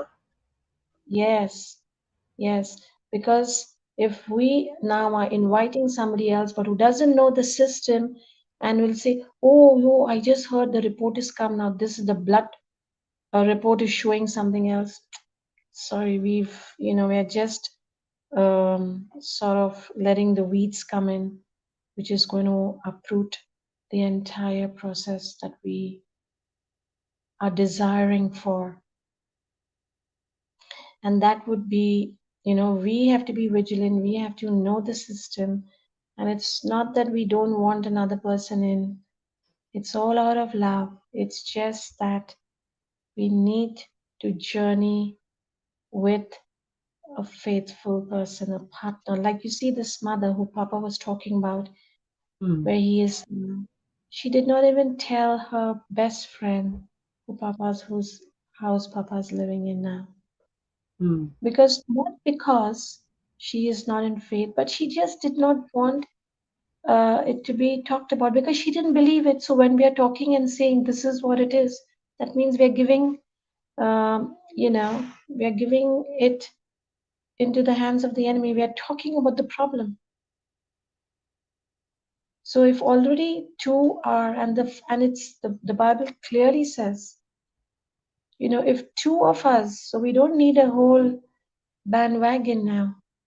We are following. If two of us agree, you're on earth for whatever we've asked and we're praying for, it's done. It's a done deal, isn't it?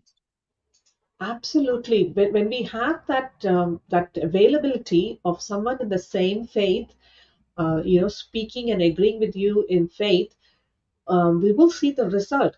But sometimes there might be a time when you are alone and you don't have anyone to partner with, and be encouraged because we are actually never alone. The let us who made man in their image and likeness in Genesis 1:26, the let us, the Father, Son, and Holy Spirit, are there with us, partnering with us when we don't have anyone in the physical realm. I'm thinking of Papa, how he shared yesterday, he had a temperature and he never told anyone. Exactly. Can I just join in there? We can make Yes. an agreement with Tina. I've made it many a times with Holy Spirit. Amen. Amen. Yeah, sorry, go ahead. When you No, said no, we that's don't it. have someone, so Yes. many times, because we know Holy Spirit is our partner. He's living inside of us, and Holy Spirit is a person. Amen. He is a person. And the evidence of this is in John 14:26. I love the scripture. And Sister Anita, whenever she comes on air, she also talks about the scripture, John 14:26, where the Holy Spirit is referred to as a helper, a comforter, an advocate, the helper, the comforter, the advocate, the intercessor, the counselor, the strengthener, the standby. Yes, absolutely. And when I really love that word standby, because in my workplace, and sometimes those of us who are in the medical profession or in the emergency services profession, you will understand standby. where you are ready on call. You have finished your shift and you have come home for your 2 days after a deployment to rest. And they have said, we are putting you on standby, which means you're ready with your kit. You're ready to go. As soon as you get the call, you go. You understand how this works in your workplace. The Holy Spirit is there, ready to go, waiting to get into action for us.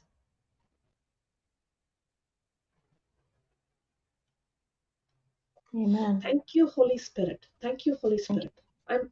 I'm really thankful to the Holy Spirit for helping me to understand today's class. And I'm sure He's, unveiling a lot of things that we have to unlearn. Because we can change our thinking, but if I only change my thinking and not change my actions, which also comes with the grace of the Holy Spirit, then I will not see change in my situations.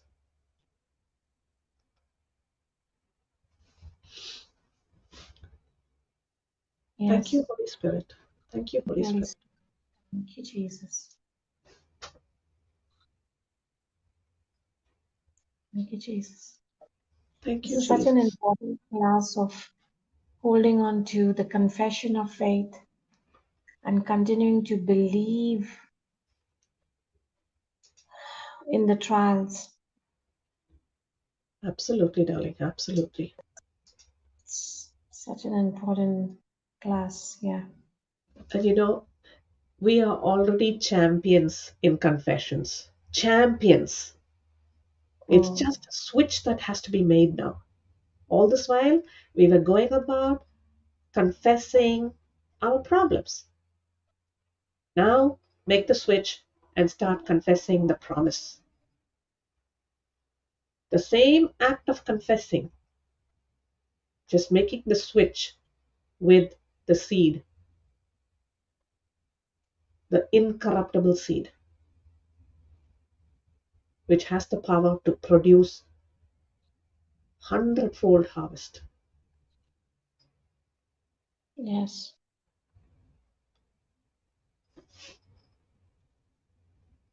Praise God. Thank you, Jesus. I like what Brother Jude said. Brother, can you share that again?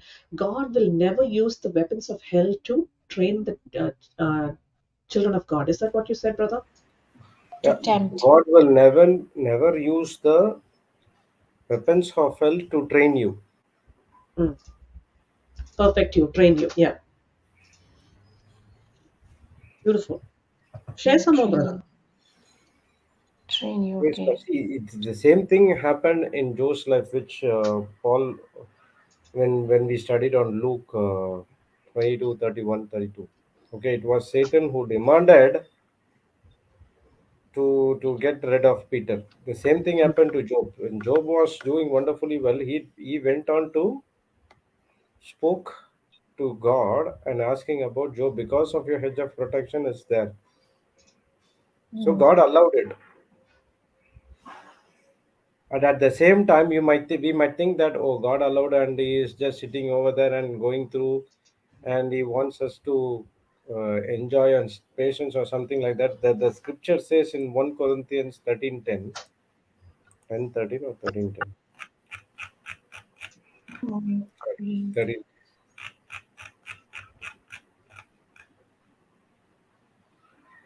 10, 13. 2 Corinthians, sorry.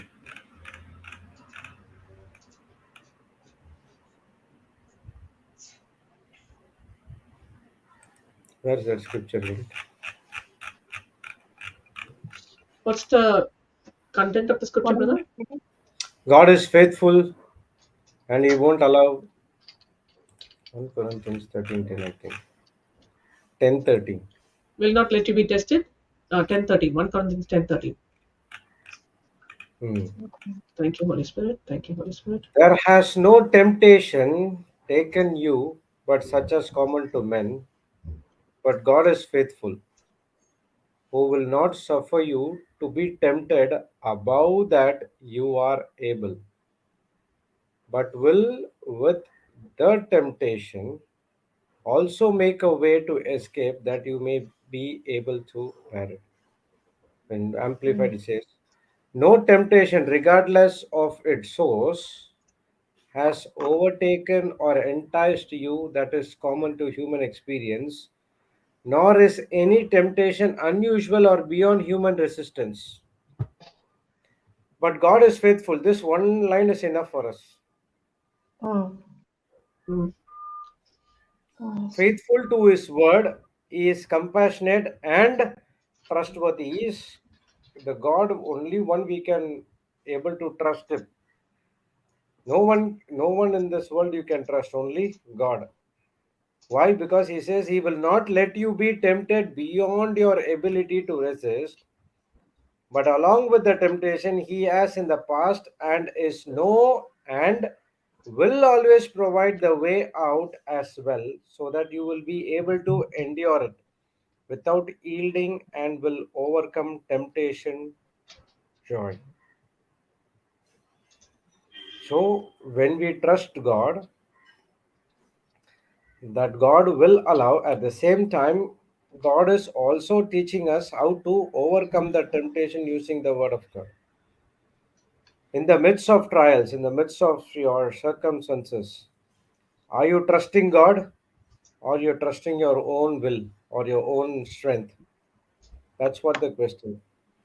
Most of the time, what we do is we try to do things of our own and we say that God is not helping us.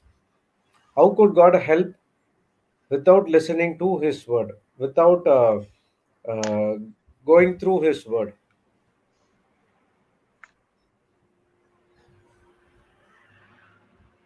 Praise God. Thank you, Thank you, Jesus. Jesus. Thank you, Jesus. Praise Thank God. you, Jesus. Wow,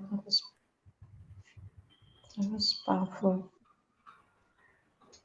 The So, scriptures are Just truly. Sorry, brother. yeah, go ahead. No, you go ahead, brother, please. No, no, you say I'll get another scripture now. I'm saying the scriptures are really, really giving us so much of joy. yeah,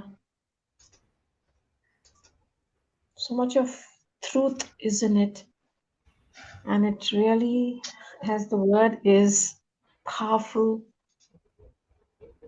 it energizes, it's operative. Exactly what is happening soon as you read it, correct? Absolutely, It absolutely. encourages you and says, wow, he will never, never let you go through it alone. You Praise know, for me God. personally, Christina, Yes. every time I stumble upon a new scripture or hear from someone a new scripture, it's so, the scriptures are so lovingly bringing every area of my life that there is carnal nature that needs to be crucified. Yes. God Absolutely. is so loving. He's bringing all these things. He's bringing this. Like yesterday, we went to Alliston's class, and oh, that boy, hallelujah, amazing. Thank you, Holy Spirit, for working through him and releasing your promises through his vocal cords. He was giving us the simple example of, and Papa shared this example, right? Um, the person who goes for a boxing match and Mm. who um, comes back victorious and goes home and gives the trophy and the check to his wife. So Okay. when he goes back home, bruised and bleeding, who's the one who actually got the victory in the match?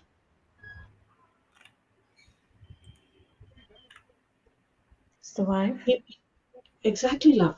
Exactly. His wife is the one who has received the prize. He's going there bleeding.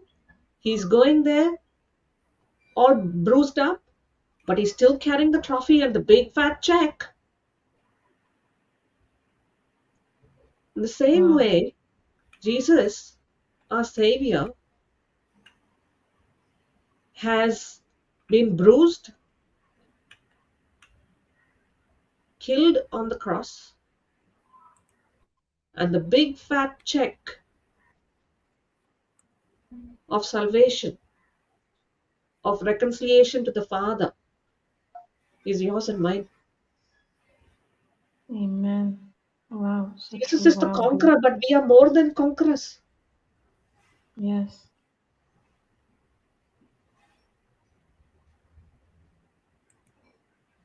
Through Wow. Christ, we are more than conquerors.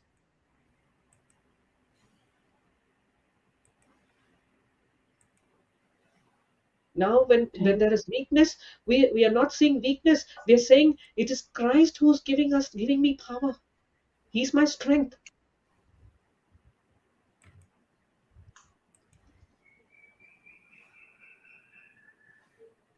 When we understand this substitution of what God has done for us through His Son Jesus, I think that's the day we will begin to live. Because we will Yes. understand that no matter what we do, I might try to live the most holiest life, a life of sacrifice and penance and fasting, and go to church daily, go to mass daily, say the confessions. But all of that cannot outdo what God has done for us. The Yes. price Jesus paid for us is the highest price. Amen. And if we don't understand what happened on the cross, the divine exchange, then we will not understand anything of the word, isn't it? We will not know that we are fighting from victory and not for victory. We will struggle every time, correct? It will just be a confession from the mind and not from the heart. Because then you don't know that you are entire, you already have it. You're only doing it to renew your mind, isn't it? Yes. And the cross has to be understood. What happened on the cross? That exchange that happened. As you said, he came now and gave the trophy and the check to the wife.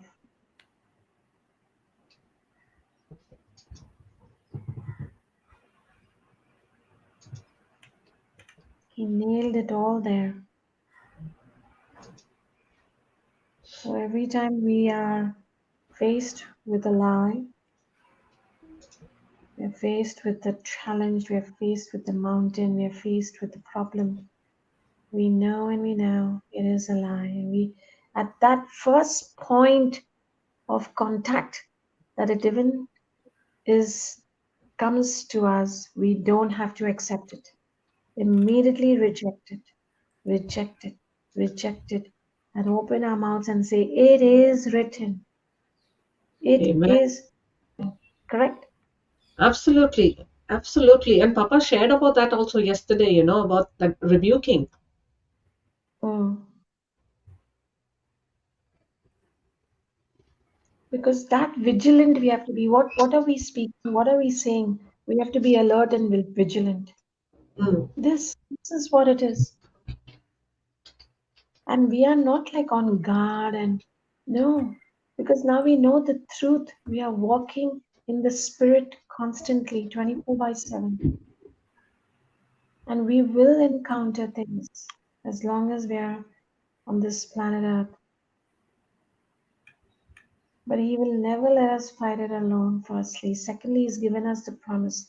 Thirdly, now we are all in the Spirit. So we know today right from wrong. We know a lie from versus the promise, correct?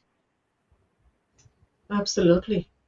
Anything that is opposing the Word of God is a lie. And we take that captive immediately and we pull it down into the obedience of Christ Jesus. We say, no, I'm not accepting it. I'm not in agreement of it. You know, I am the body of Christ. Satan, you have no place, no power. Out you go. From the first point of contact, put your foot down and don't accept it. And then you start with the confession and the belief because we know it. And that's the reason why we don't have to wait for the problem to come. It's preparation. This is what is preparation. So when the storm comes, we already know what to do, correct? Yes. And this is what we mean that we don't go, yes, we go into rest in our mind that we know and we know that we are victorious, but we don't take a break and say, oh, wow, I'm finished, it's gone. Thank God, see how we overcame it. But He's there waiting, prowling. When Christina's going to open the door again by default in an error. Because many a times we are blaming Him, everything. But do we understand that we have opened the door? Exactly. And unless we give Him that permission, He cannot come in, brothers and sisters. I love what you shared earlier. That is so, so important. Instantly, you said immediately, you used another word where as soon as it comes, you you speak to it and you say, get out in Jesus' name. That is Yes. the authority. That is what we're saying. We nip it in the bud right at that moment. We don't get complacent and say, oh, that thing has come again. I'll just manage with it. What to do? This is my story of my life. It's my fate. It's my destiny. Yeah.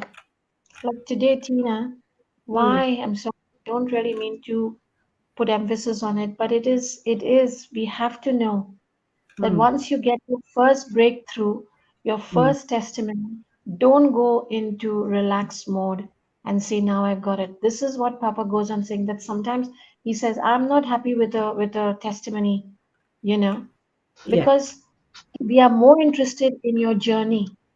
Hmm. And that is what, praise God, fantastic. It's encouraging you, it's increasing your faith, it's encouraging another person. But then what about where are you now going to be? How is your spiritual life going to grow? Is very important Spot on. because as I don't really want to emphasize, but how many relapse cancer cases I'm getting now is Hmm. unbelievable. Hmm. You cancer relapse cases. Sister, it's come back again. Hmm. It's a lie. It's a big lie. If you were healed the first time, you are healed even the second and the third time. Once He's and the for all. same Amen. yesterday and forever.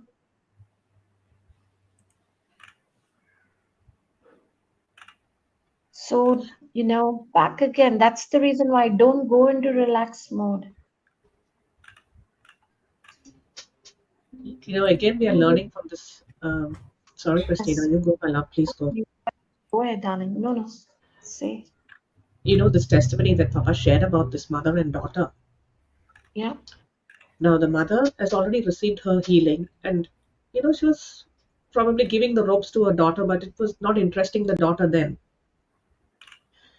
But when the daughter went through her crisis and they received a negative report from the doctor, now the same word that the mother spoke before the pregnancy happened, the daughter is able to take because she has seen that situation of her mother change. Yes. Now, if that mother had not witnessed the situation change for her mother, if the daughter did not witness her mother's situation change, and if she did not have a mother to give her the report of hope and faith, the steadfast report of God's word, could this daughter have gone through with that pregnancy? No, not at all. That baby What would have the terminated because she did not have a support system. yes. the patience of that mother, because the mother has been through it. The mother's uh, that seed of that word of God in her heart was tested, even after the right 2 days after she received her healing from arthritis. But she kept on continually, consistently. So now, if Amen. Yeah. we can learn from this, the mother with the child, with the baby and the negative report, when it came to her need, her own need, she said, yes, I will take what my mother is telling me and I will put it into practice. And she saw the result of that, of a baby, a healthy baby, full term pregnancy, everything supernatural. So if that mother had to Amen. stop in the third month, and she did the confessions in the third month, then she went back to the doctor, and the doctors are marveled at the reports, saying that they've never seen something like this ever before. And if she had to get complacent there and comfortable and say, "Oh, now the report is all good. I don't need to keep the confession going. I don't need to keep the faith going. I'll just put my feet up and relax. Doctor told me I have swelling on my feet. I'll just sit down and rest." Correct. If she had to go through that, like you said, the relapse, when that relapse comes, it's knocking you even behind in your journey than when you first started. Correct. Absolutely. Yes. That's why we Praise, keep reiterating and saying so many times there is no holiday for a Christian. Yeah. Sorry, brother. praise God. See that Praise 1 God. Corinthians 10:13 Hmm. in Passion Translation. We all experiencing times of testing, Hmm. which is normal for every human being. Hmm. Yeah. The testing and temptation is normal for every human being, but God will be faithful to you as He was faithful to Abraham, as He was faithful to Jacob, as He was faithful to Jesus' disciples, He was faithful to you as well. He will screen and filter the severity, nature, and the timing of every test or trial you face so that you can bear it. So every Wow. trials and tribulations which is coming against you, which God allows you, He says that you can bear it. And in each test, there is an opportunity to trust Him more. For along with every trial, God has provided you a way of escape that will bring you out of it victoriously. Amen. Wow. So when you Amen. go through that test or trial, do you trust God or you trust something else? That is the key point. Hmm. It's the master key. Wow. And each test is an opportunity to trust Him more. So Wow. God allows you so that you can trust Him more. So through the trust, He will give you so much of uh, patience, so much of faith to endure to go through, so that you will be made strong.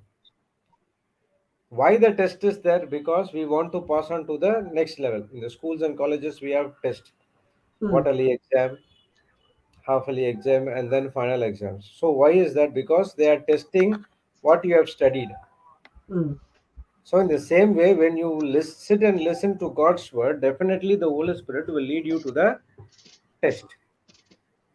And in that test, when you depend on trust on God, God is saying He is faithful and He will provide you a way of escape that will bring you out victoriously.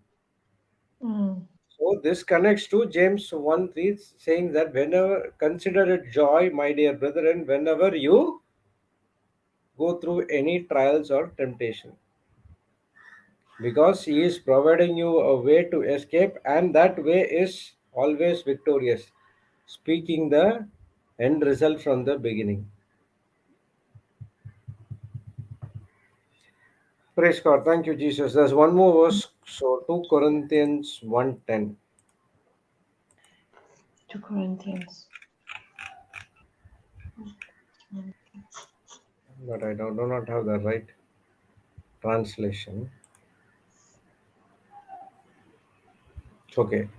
Here he says, who delivered us from so great a death, and do deliver, in whom we trust that he will yet deliver. There's another translation which I will note it down. Okay, it's called ASV. Yes, we. I have it, brother. You want me to read? Yeah, please. Who delivered us out of so great a death and will deliver, on whom we have set our hope, that he will also still deliver us. So here it talks about three dimensions of God is delivering us. One is he already delivered us. He is still delivering us from this present, and he will also still deliver us. Who had delivered us out of so great death. We have passed through so many temptations, trials. He had delivered us, and will deliver, on whom we set our hope. Still is active. And again, he's saying in the future also, I am there.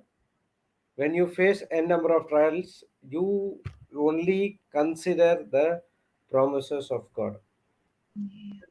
Amen. Rose again. Praise Praise God. God. There is always after this.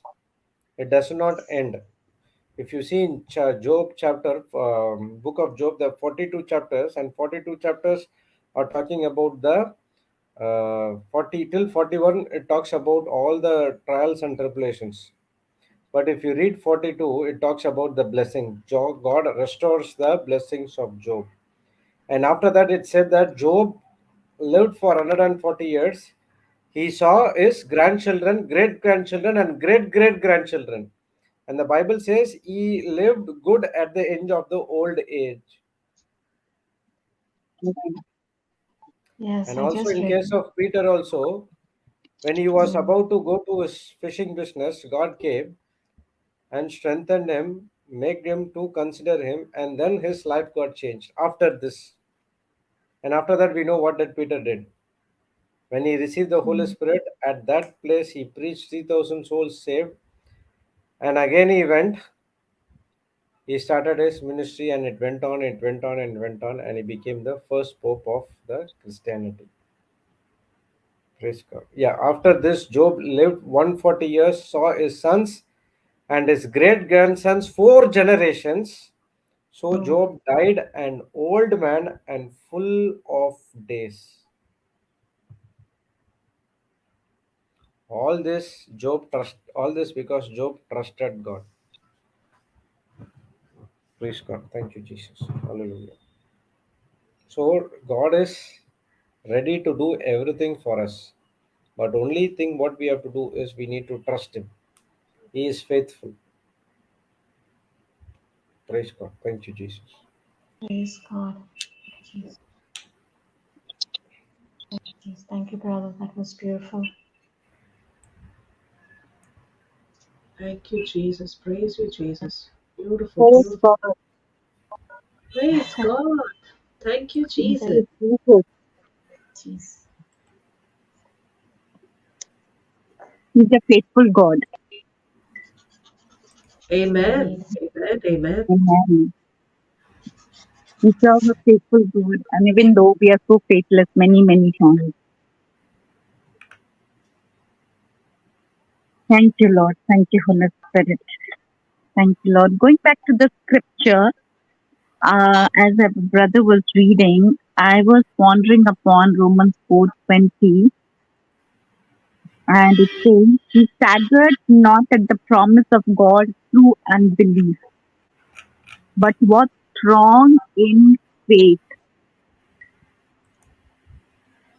Thank you, Holy Spirit, giving glory to God by praising and thanking Him. Strong in faith. I like this word, strong in faith, because many times we waver. We waver with the promise of God, as Brother Jude was sharing in the beginning, how many times the thought goes and we know the promises for the fulfillment. We know the promises it has already been done and finished, and everything is for our good. But sometimes we waver. And I was really looking at this. He was strong in faith, giving glory to God. And brother has many times taught us about um, 1 Thessalonians 5:16, 17, 18. Rejoice evermore, pray without ceasing, in everything give thanks to God in midst of every situation that come against us. And then I went to 24. I read in between the scriptures and I went to 24, but for us all. 23 it read, not it was not written for his sake alone that it was imputed to him, but for us also. But for us also.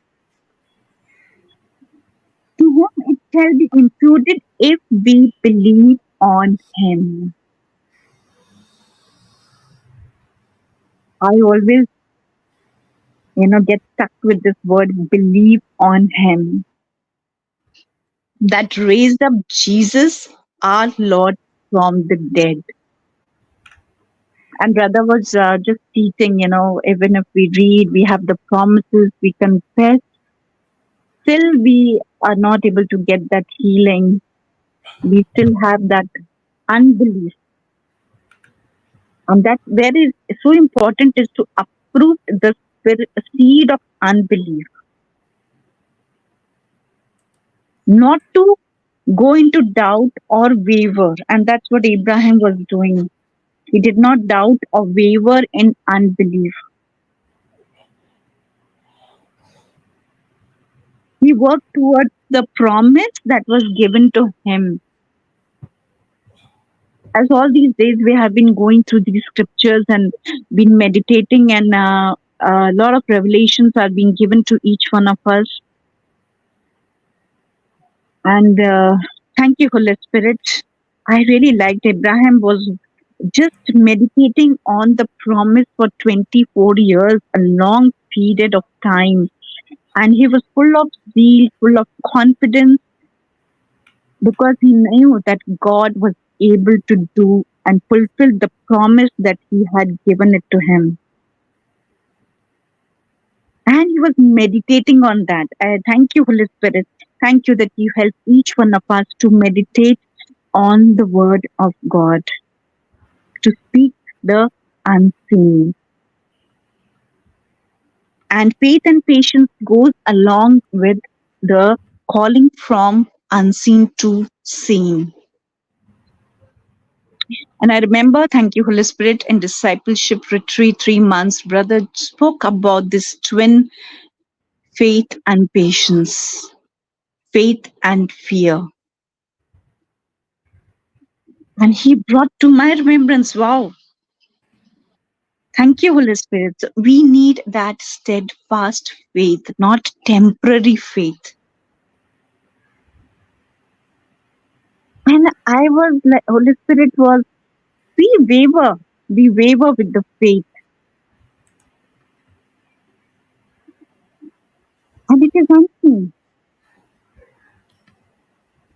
Many times we use the promises of God for our personal benefit. And sometimes, many times it happens, get calls on the helpline, say, sister, it has come back again. The headache has come back. The pain in the stomach has come back. Why did it happen?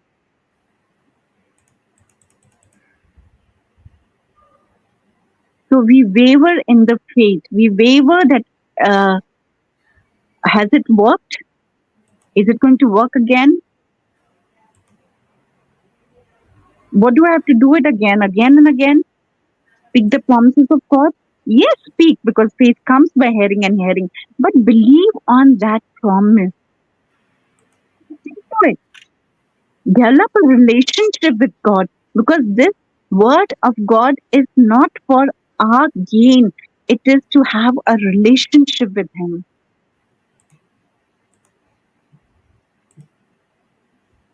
And we have to, I was just meditating, and God's grace gives us to go through those trials. We have joy and peace and love in every end of His promise. That's where the silver and gold are tested and refined.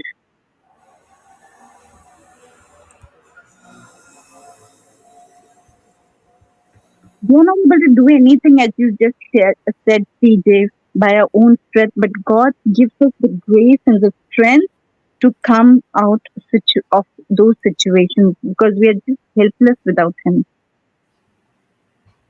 We cannot save ourselves. He's our Savior. Amen. And the Word of God enriches us. There's so much of richness and wealth and heavenly wealth in it. The gifts and fruits that are freely given to us.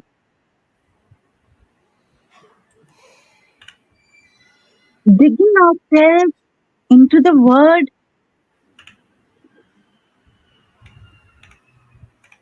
When the Holy Spirit brought to my remembrance Hebrews 2:18. Thank you, Holy Spirit, because He Himself was tested through what He suffered. He's able to help those who are being tested. I'm so grateful to you, Holy Spirit, for all those remembrance because He was helping me to ponder, to learn, because He Himself in His humanity has suffered in being tempted. He is able to help and provide immediate assistance to those who are being tempted and exposed to suffering.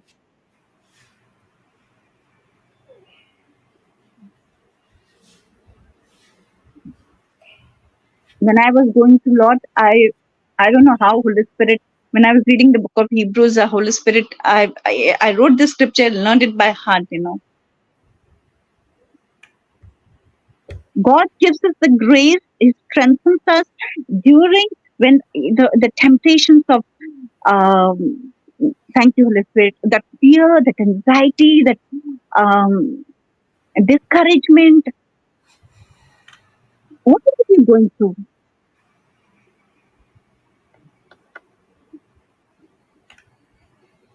The Word of God is solution to everything that we go through in our daily life.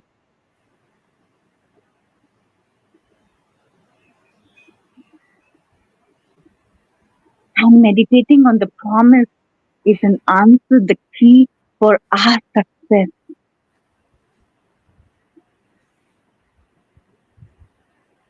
Praise God. Joshua 1:8, this book of the law shall not depart out of my mouth, but I shall meditate on it day and night.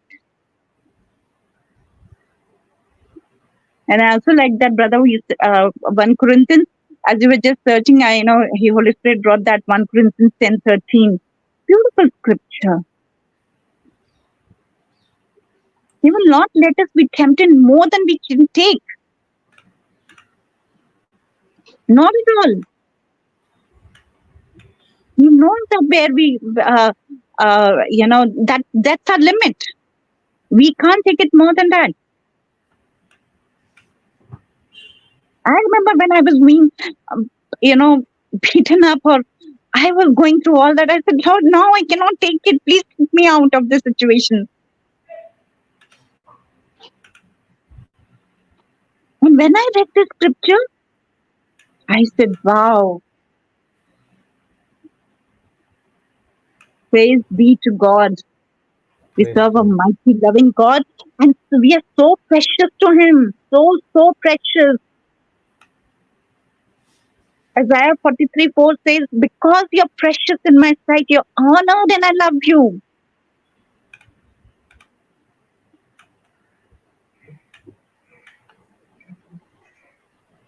Hallelujah. All glory to God. Thank you, Lord, for this tremendous of love and love. Praise God. Thank you, Jesus. When Thank you, talk about Jesus. 1 Corinthians 10:13, it reminds me about the goldsmith. Okay, the goldsmith, what he does is He take the gold and heat it, and when it reaches to the high level of temperature, the gold will start to melt. And when the gold started to melt, he has to take the gold out of that machine and he has to pour into the mold, which takes the design of a particular jewel. If he Mm. does not take that gold from that machine, what will happen? The gold will get into the fire. So the gold will be wasted. So, in the same way, don't worry, God is under control. Now, we need to focus only on what God has said towards us. If you see that Romans 4, there's one scripture which is more important for me,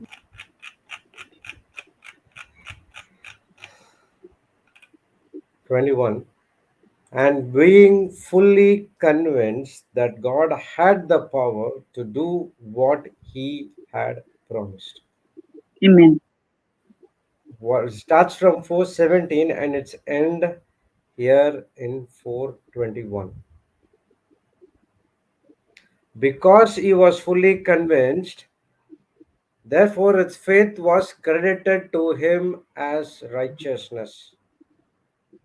When Abraham went through all these trials, tribulations, people saying bad about him, everything, he told lies, but he is fully convinced, he fully persuaded that God had the power to do what he has promised. So I'm trusting in that faithful God who has brought me into this planet Earth, and he said that he will take care of everything. When you are convinced with those things, then how the faith, his faith was credited to him as righteousness, so as for us. See, he was in the old covenant. The old covenant, you have to do something and then God gives you the righteousness. But in the new covenant, God gives us the righteousness first and he asks us to do what he wants us to do. Praise God. Thank you, Jesus. Hallelujah. In the old covenant, you have to do something, point A, point B, step 2, step 3, step 4, and then God is saying, okay, let me credit you the righteousness because you fulfill all the 10 laws. But whereas in the kingdom of God, in the new covenant, God is saying, I have give you the righteousness because of my son, what I did it for you. Now you be fully convinced that you are the righteousness of God in Christ Jesus. Now, because you are righteousness of God and Christ Jesus, you go and do everything what I want you to do in this kingdom of God. I will back you up. I have sent you the Holy Spirit. He will guide you. He will sustain you and he will teach you everything what you have studied. So do not worry. Amen. Wow. Yes.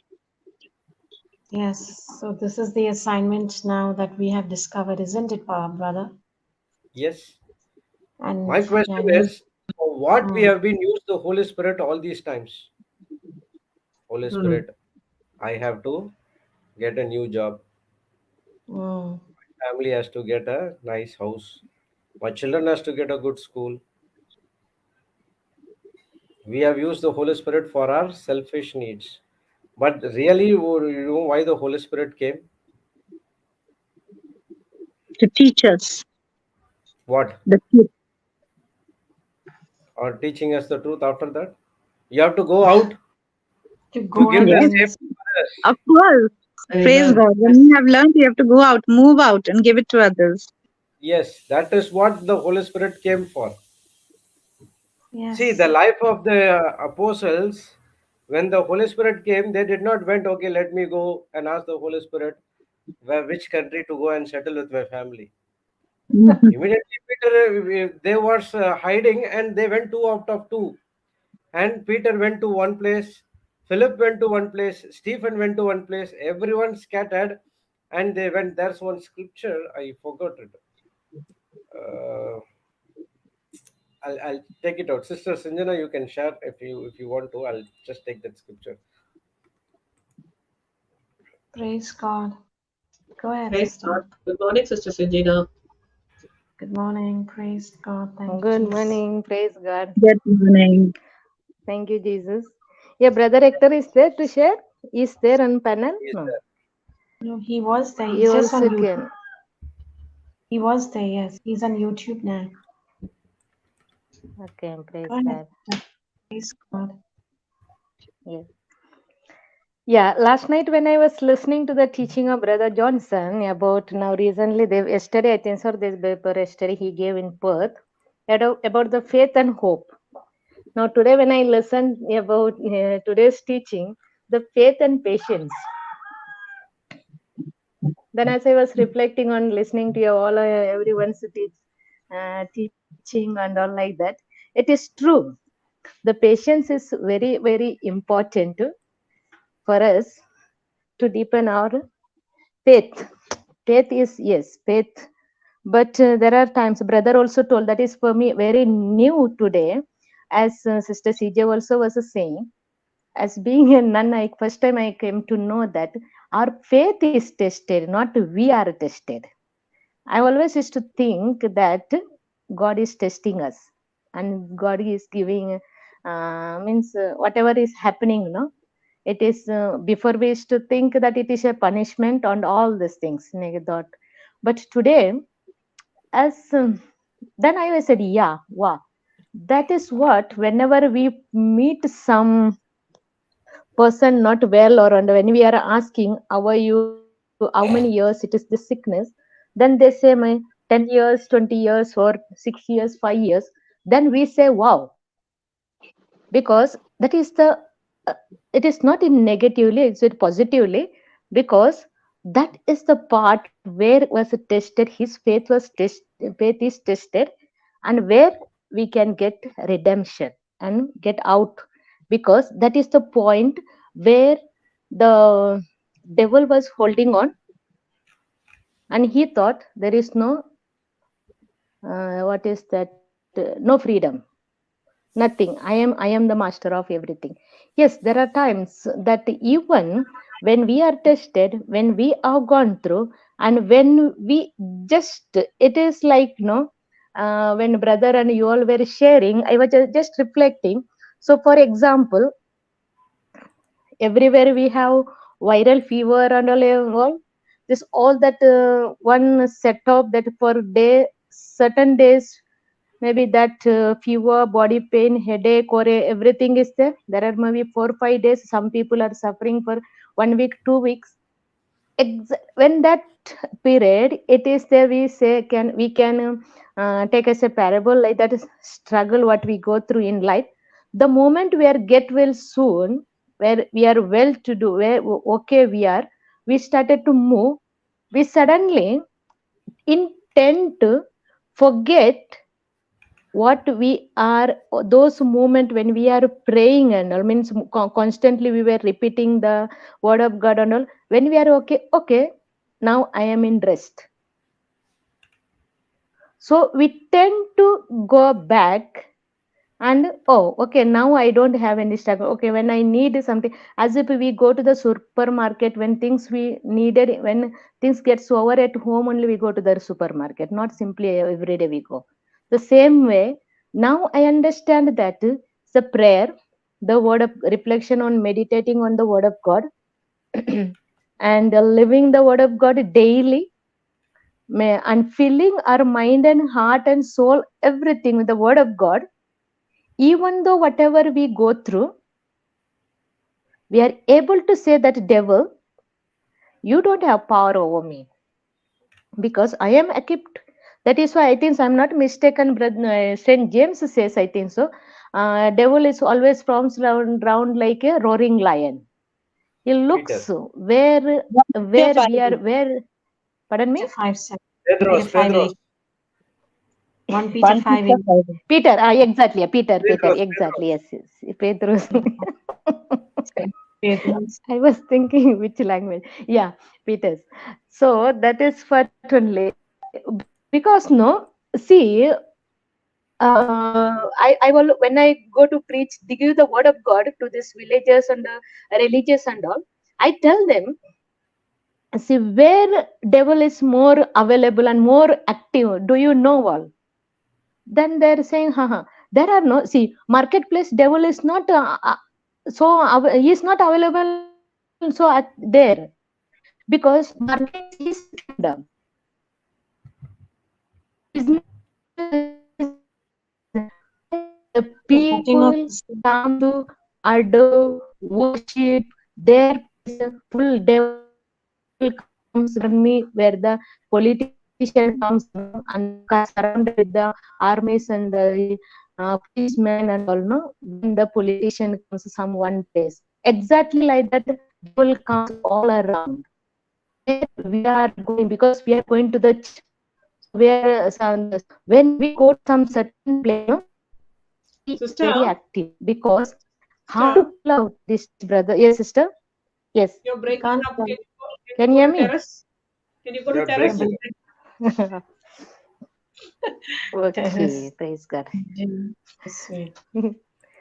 Okay then. And please repeat, sister. Please repeat. We missed pretty much half of it. That You, ting We, tong we ting tong missed was from coming. the Praise God. market. yeah, Yeah. you said terrace. They will come in the morning. I think the network is not good. It's going to the terrace. Okay, see, I was talking about that Holy Spirit. I'll say, read this verse. And Saul was, Acts 1, 8, okay, and Saul was consenting unto his death. And Excellent. at that time, there was a great persecution against church, which was at Jerusalem. And they were all scattered abroad throughout the regions of Judea and Samaria, except the apostles. And a devout man carried Stephen unto his burial and made great lamentation over him. As for Saul, he made a havoc of the church, entering into every house and hailing men and women, committed them to prison. So, there was an havoc is going on. Saul is touching everyone, getting into the every house, and whosoever is worshipping Jesus, he has been sent to prison. See the next verse. Therefore, they went where that they were scattered abroad, went everywhere preaching the word. In A4, an amplified version says that now those believers who have been scattered went from place to place preaching the word, the good news of salvation through Christ. So there was an havoc in Jerusalem. The people who believed in Jesus, they were scattered around the regions of Judea, and wherever they go, they did not stop preaching the good news of salvation through Christ. Amen. And But when also, brother, Christ also, Jesus prayed for the unity of believers. I don't know which scriptures is that. Praise God. He prayed for the That is unity John of believers. 17, I think so, John no? 17, he prayed for everyone. Yes, for High Amen. priestly everyone. prayer. High priestly prayer. Yes, yes. Praise God. Thank you, Jesus. But when we come across any trials or tribulations, what we do? We also scatter, but we go and hide under the bed. Sorry. Mm. Correct, Praise God. correct. See, the Holy Spirit has given us to strengthen us, to give the power, to give the authority, not to every time to cast out the problems in your life. When you do that, see, all of your lifetime you will be speaking only to the mountains. The devil will keep you under bondage. Okay, send problems after problems after problems. Only we will speak to the mountain, speak to the mountain, speak to the mountain.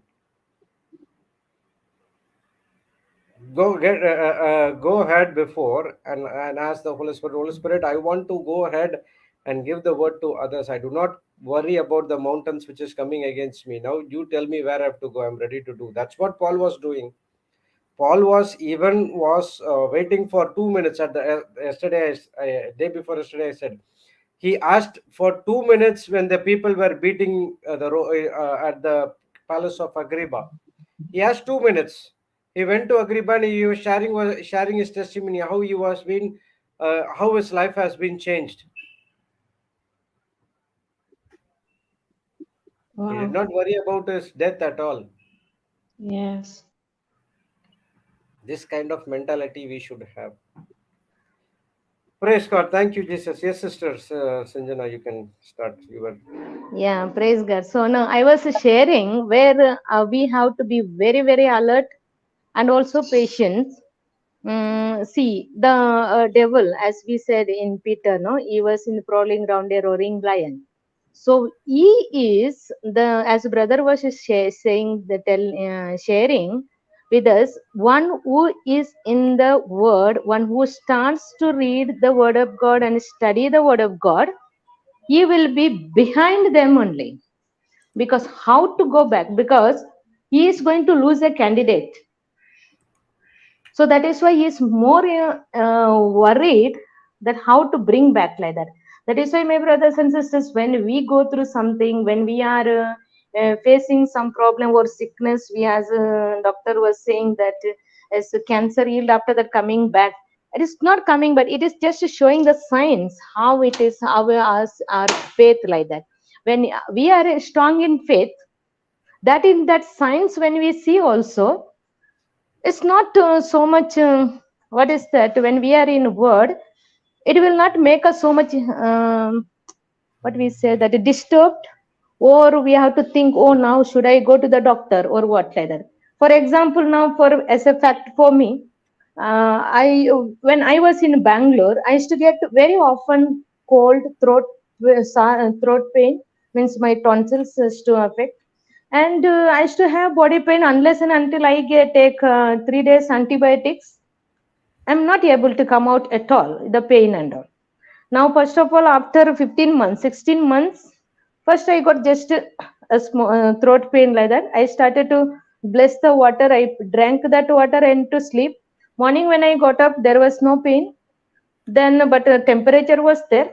As I was praying, by the wounds of Jesus, I am completely healed, and I was put on the what is that, tongues and all. I went for mass, and today I have not missed any mass. Even today, even it is raining. Superior told me, see, if you are not keeping well, don't go this rain and not go cold. That is no. I am completely healed, I said.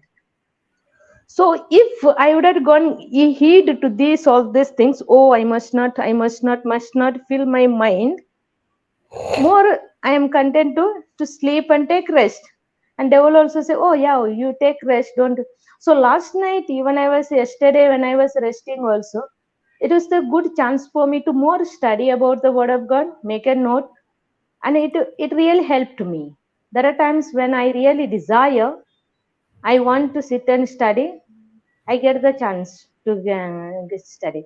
That's what my brothers, sisters, I want to say, that was saying that, yeah, our faith is tested, not because to bring us down and make us lower, it is to purify us, like in Peter's, this, what is this?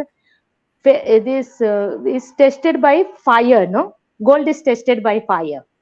Yes. Why? It is to shine. The same way, our faith Remove. is tested by fire to show devil that doesn't make us lower. It is more and more expensive, more important in the kingdom of God, and we are more strong in the kingdom of God in front of Jesus. We are very close, coming very close to God.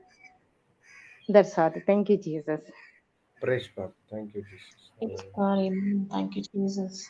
Thank you, Jesus. Thank you, Jesus. If there was no Red Sea, we would not have the experience of parting of the sea, isn't it? Yes. There were Yeah, no Jericho walls. God never provided another way. Yes, Okay, the Red Sea is there. Now you go another 10 kilometers roundabout and come. No, he said that I will get into the Red Sea. He will take yes. you into the problem and he will bring you Mm. out of the problem victorious. Amen. Like Jericho walls also, brother. Correct? Yes, there is a problem Amen. in front of them, a big, great wall. And Yeah. Papa used to say that that wall is so thick where two chariots can run simultaneously. Yes. And that wall was broken because of their faith on God. They said, you do not do anything, just watch over what I'm saying. Don't speak anything negative. Amen. Absolutely. And the people who and the people and the king on the top, they're mocking these Israelites. What these people are doing, instead of fighting, they were doing walking, marching, this, that, and all, left, right, left, right, left, right. And the seventh Absolutely. day, again they were mocking, and when they blasted with the horns and everything, one part of the wall broke down, and they Amen. went into Amen. it and they slain everyone and took Jericho. Amen. Beautiful. Only one Yes, and no, person got same way when we are going through the situation, instead of going running and telling someone else, we going on repeat the word of God and stand firm in faith. Really, our problem of our Jericho wall surely will break, and we are able to fight against the Satan, devil. saved. Yes. Thank you, One thing Jesus. I learned is, when you have any problem, you go and search for others and solve those problem. Automatically, your problem will be solved. But we are Yeah. pondering only on the problem. Oh, Lord, why? Lord, why? Lord, why? Praise the Lord. Thank you, Jesus. There are so many people around you who are facing greater battles. What we face, we have one scratch in the finger, and for the entire day we'll keep that one finger separately. Even when we eat, one finger will be side. But there are people who broke out the entire arm, they're still rejoicing, and they want to do something in the kingdom of God. That is, as Sanjana was sharing a video in that in the group. There was a 9 month old, who is that? Pregnant lady. Praise God. Amen. And she was about to due today or tomorrow. She's saying to Sister Sanjana, sister, I'm ready to come to preach and the word of God in two-wheeler. Is equal to horse ride in those areas, right, sister? Yeah, Amen. yeah. Even I was getting frightened. I was telling her, "You don't come with me," because sudden. Because first of all, here roads are not good, Yeah, that's and what I said. It's like a equivalent to horse ride in those area, going in yeah, the two-wheeler. exactly. And me, no, I had first of all I go little speed only. Now I have to be very cautious and very very slow. I had to go because who is sitting is something special people like that. And I Yeah. was telling her, can you don't come with us. We both of us will go and give the word and come. No, sister, कुछ भी नहीं हो जाएगा. She is telling. Then I said, Okay. if you are confident, okay. I also believe in the Lord only. We'll go like that. I was saying, but no, anyone, if any pregnant lady now see, I was thinking when I will get the call that she is delivered, because last Sunday she had a pain. It seems this pain. Then 2 o'clock was the preaching. Then 2 o'clock preaching, she's gone. I called and asked, where are you, Rich? I am here. We are preaching. It seems morning she had a pain, and evening 2 o'clock she is gone for preaching. So like that I was Wow. thinking how God know how it is that I was thinking the child is born. If it is a boy means we can give name only Joshua. I was thinking like that.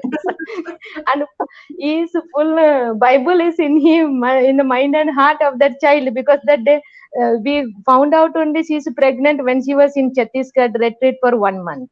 There only we came to know she is pregnant.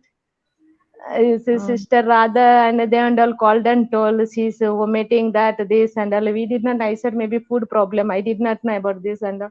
Then they said she's pregnant, 1 month pregnant. Why? I said. So already the warriors are born in Chhattisgarh. So it is throughout the journey hers. Never she get she was not sick or anything.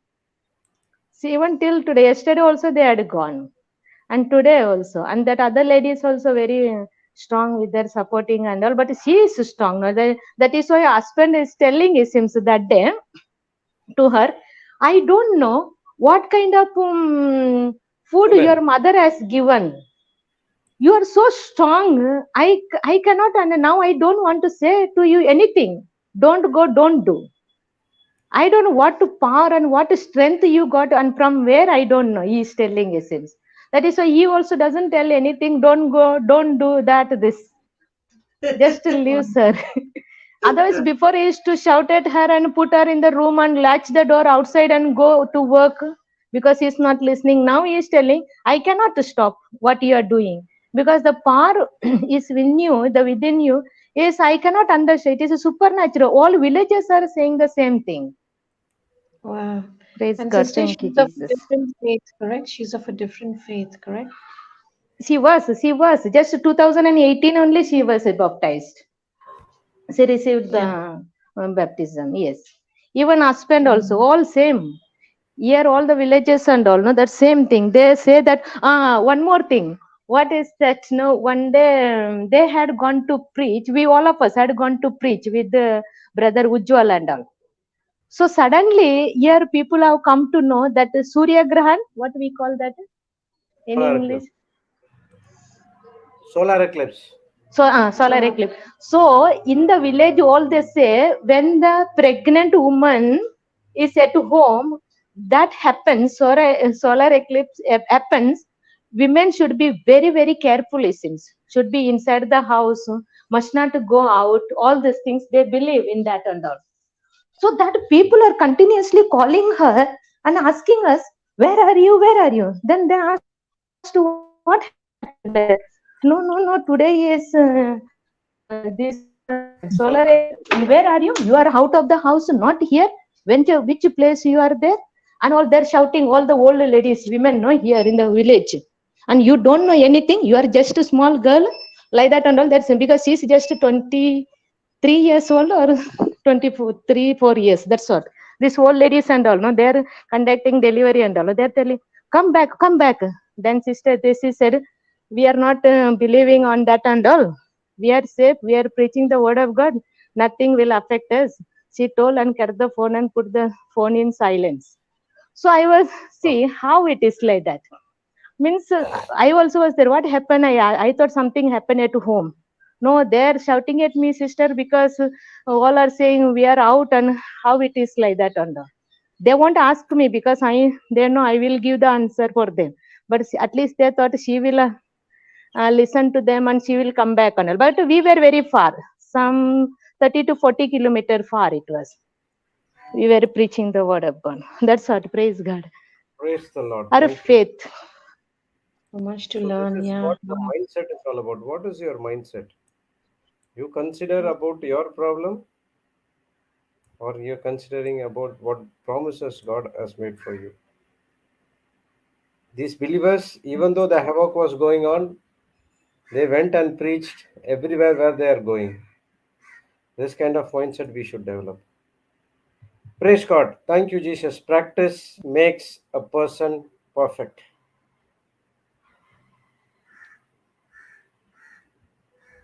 We believe we have come to the fag end, and we will close this session for today with a Thanksgiving prayer. Praise God, and we will continue tomorrow at 5:45 a.m. IST.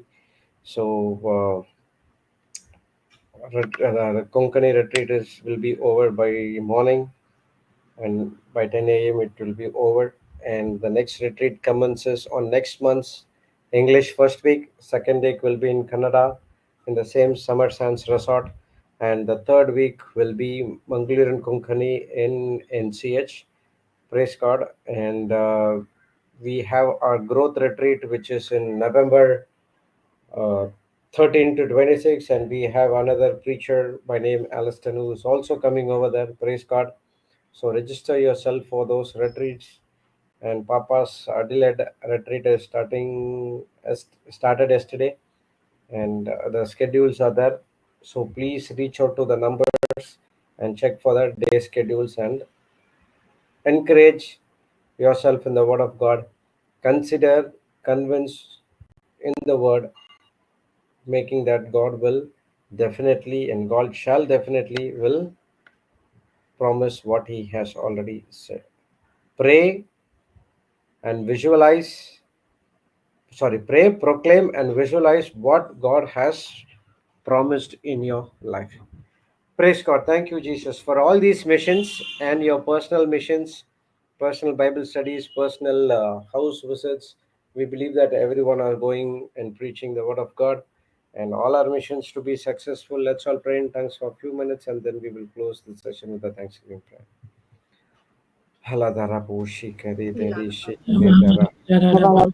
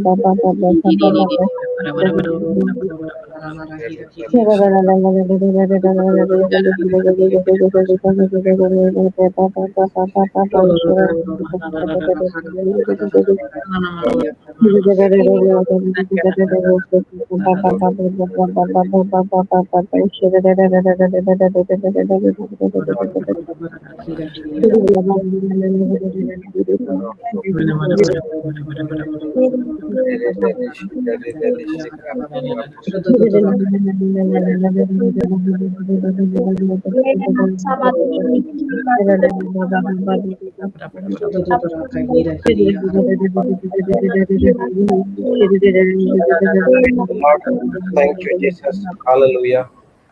Doctor, In the name of the Father, and of the Son, and of the Holy Spirit. Amen. Father, we thank you, oh Lord. We thank you, Lord, because we don't even have words to just give you the glory that you deserve. We try, Father, we try, but our human condition is so limited, Father. Still, you decided to use your only begotten Son and send him down to save us. Jesus, we thank you for giving us the example and for taking us by the hand and showing us with your own example. How is it that you pass each and every test? Each and every test. You didn't endure what you endured with the strength of God, but as a son of man, so that you will lead a clear path for us to follow. You are the door, you are the bridge, you are the good shepherd. You are the one who leaves behind the 99 to go and look for your lost sheep. And when you find us being lost, you don't reprimand us, but you carry us on your shoulders, and you come back home, saying, "Rejoice! Today there is a reason to rejoice in heaven, because one of the lost sheep have been found." We thank you, Holy Spirit, because without you, we couldn't have been able even to understand, not even to have the power to read. We'll be distracted, blinded, and deaf with the lies of the devil and the world, busy with things that will only take us nowhere. We thank you, Holy Spirit, for having taken control of this session, for having taken control of our minds. And we thank you because we know you're going to transform the hearts of those who are going to be listening in the future to these sessions so that none of the seeds are still, so the devil cannot kill our promises and destroy what is given to us.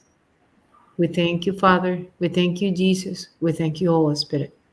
In the mighty name of Jesus, Lord, we give you all glory. Amen and amen and amen. amen, amen, and amen. Praise God. Amen, Thank amen, you. amen.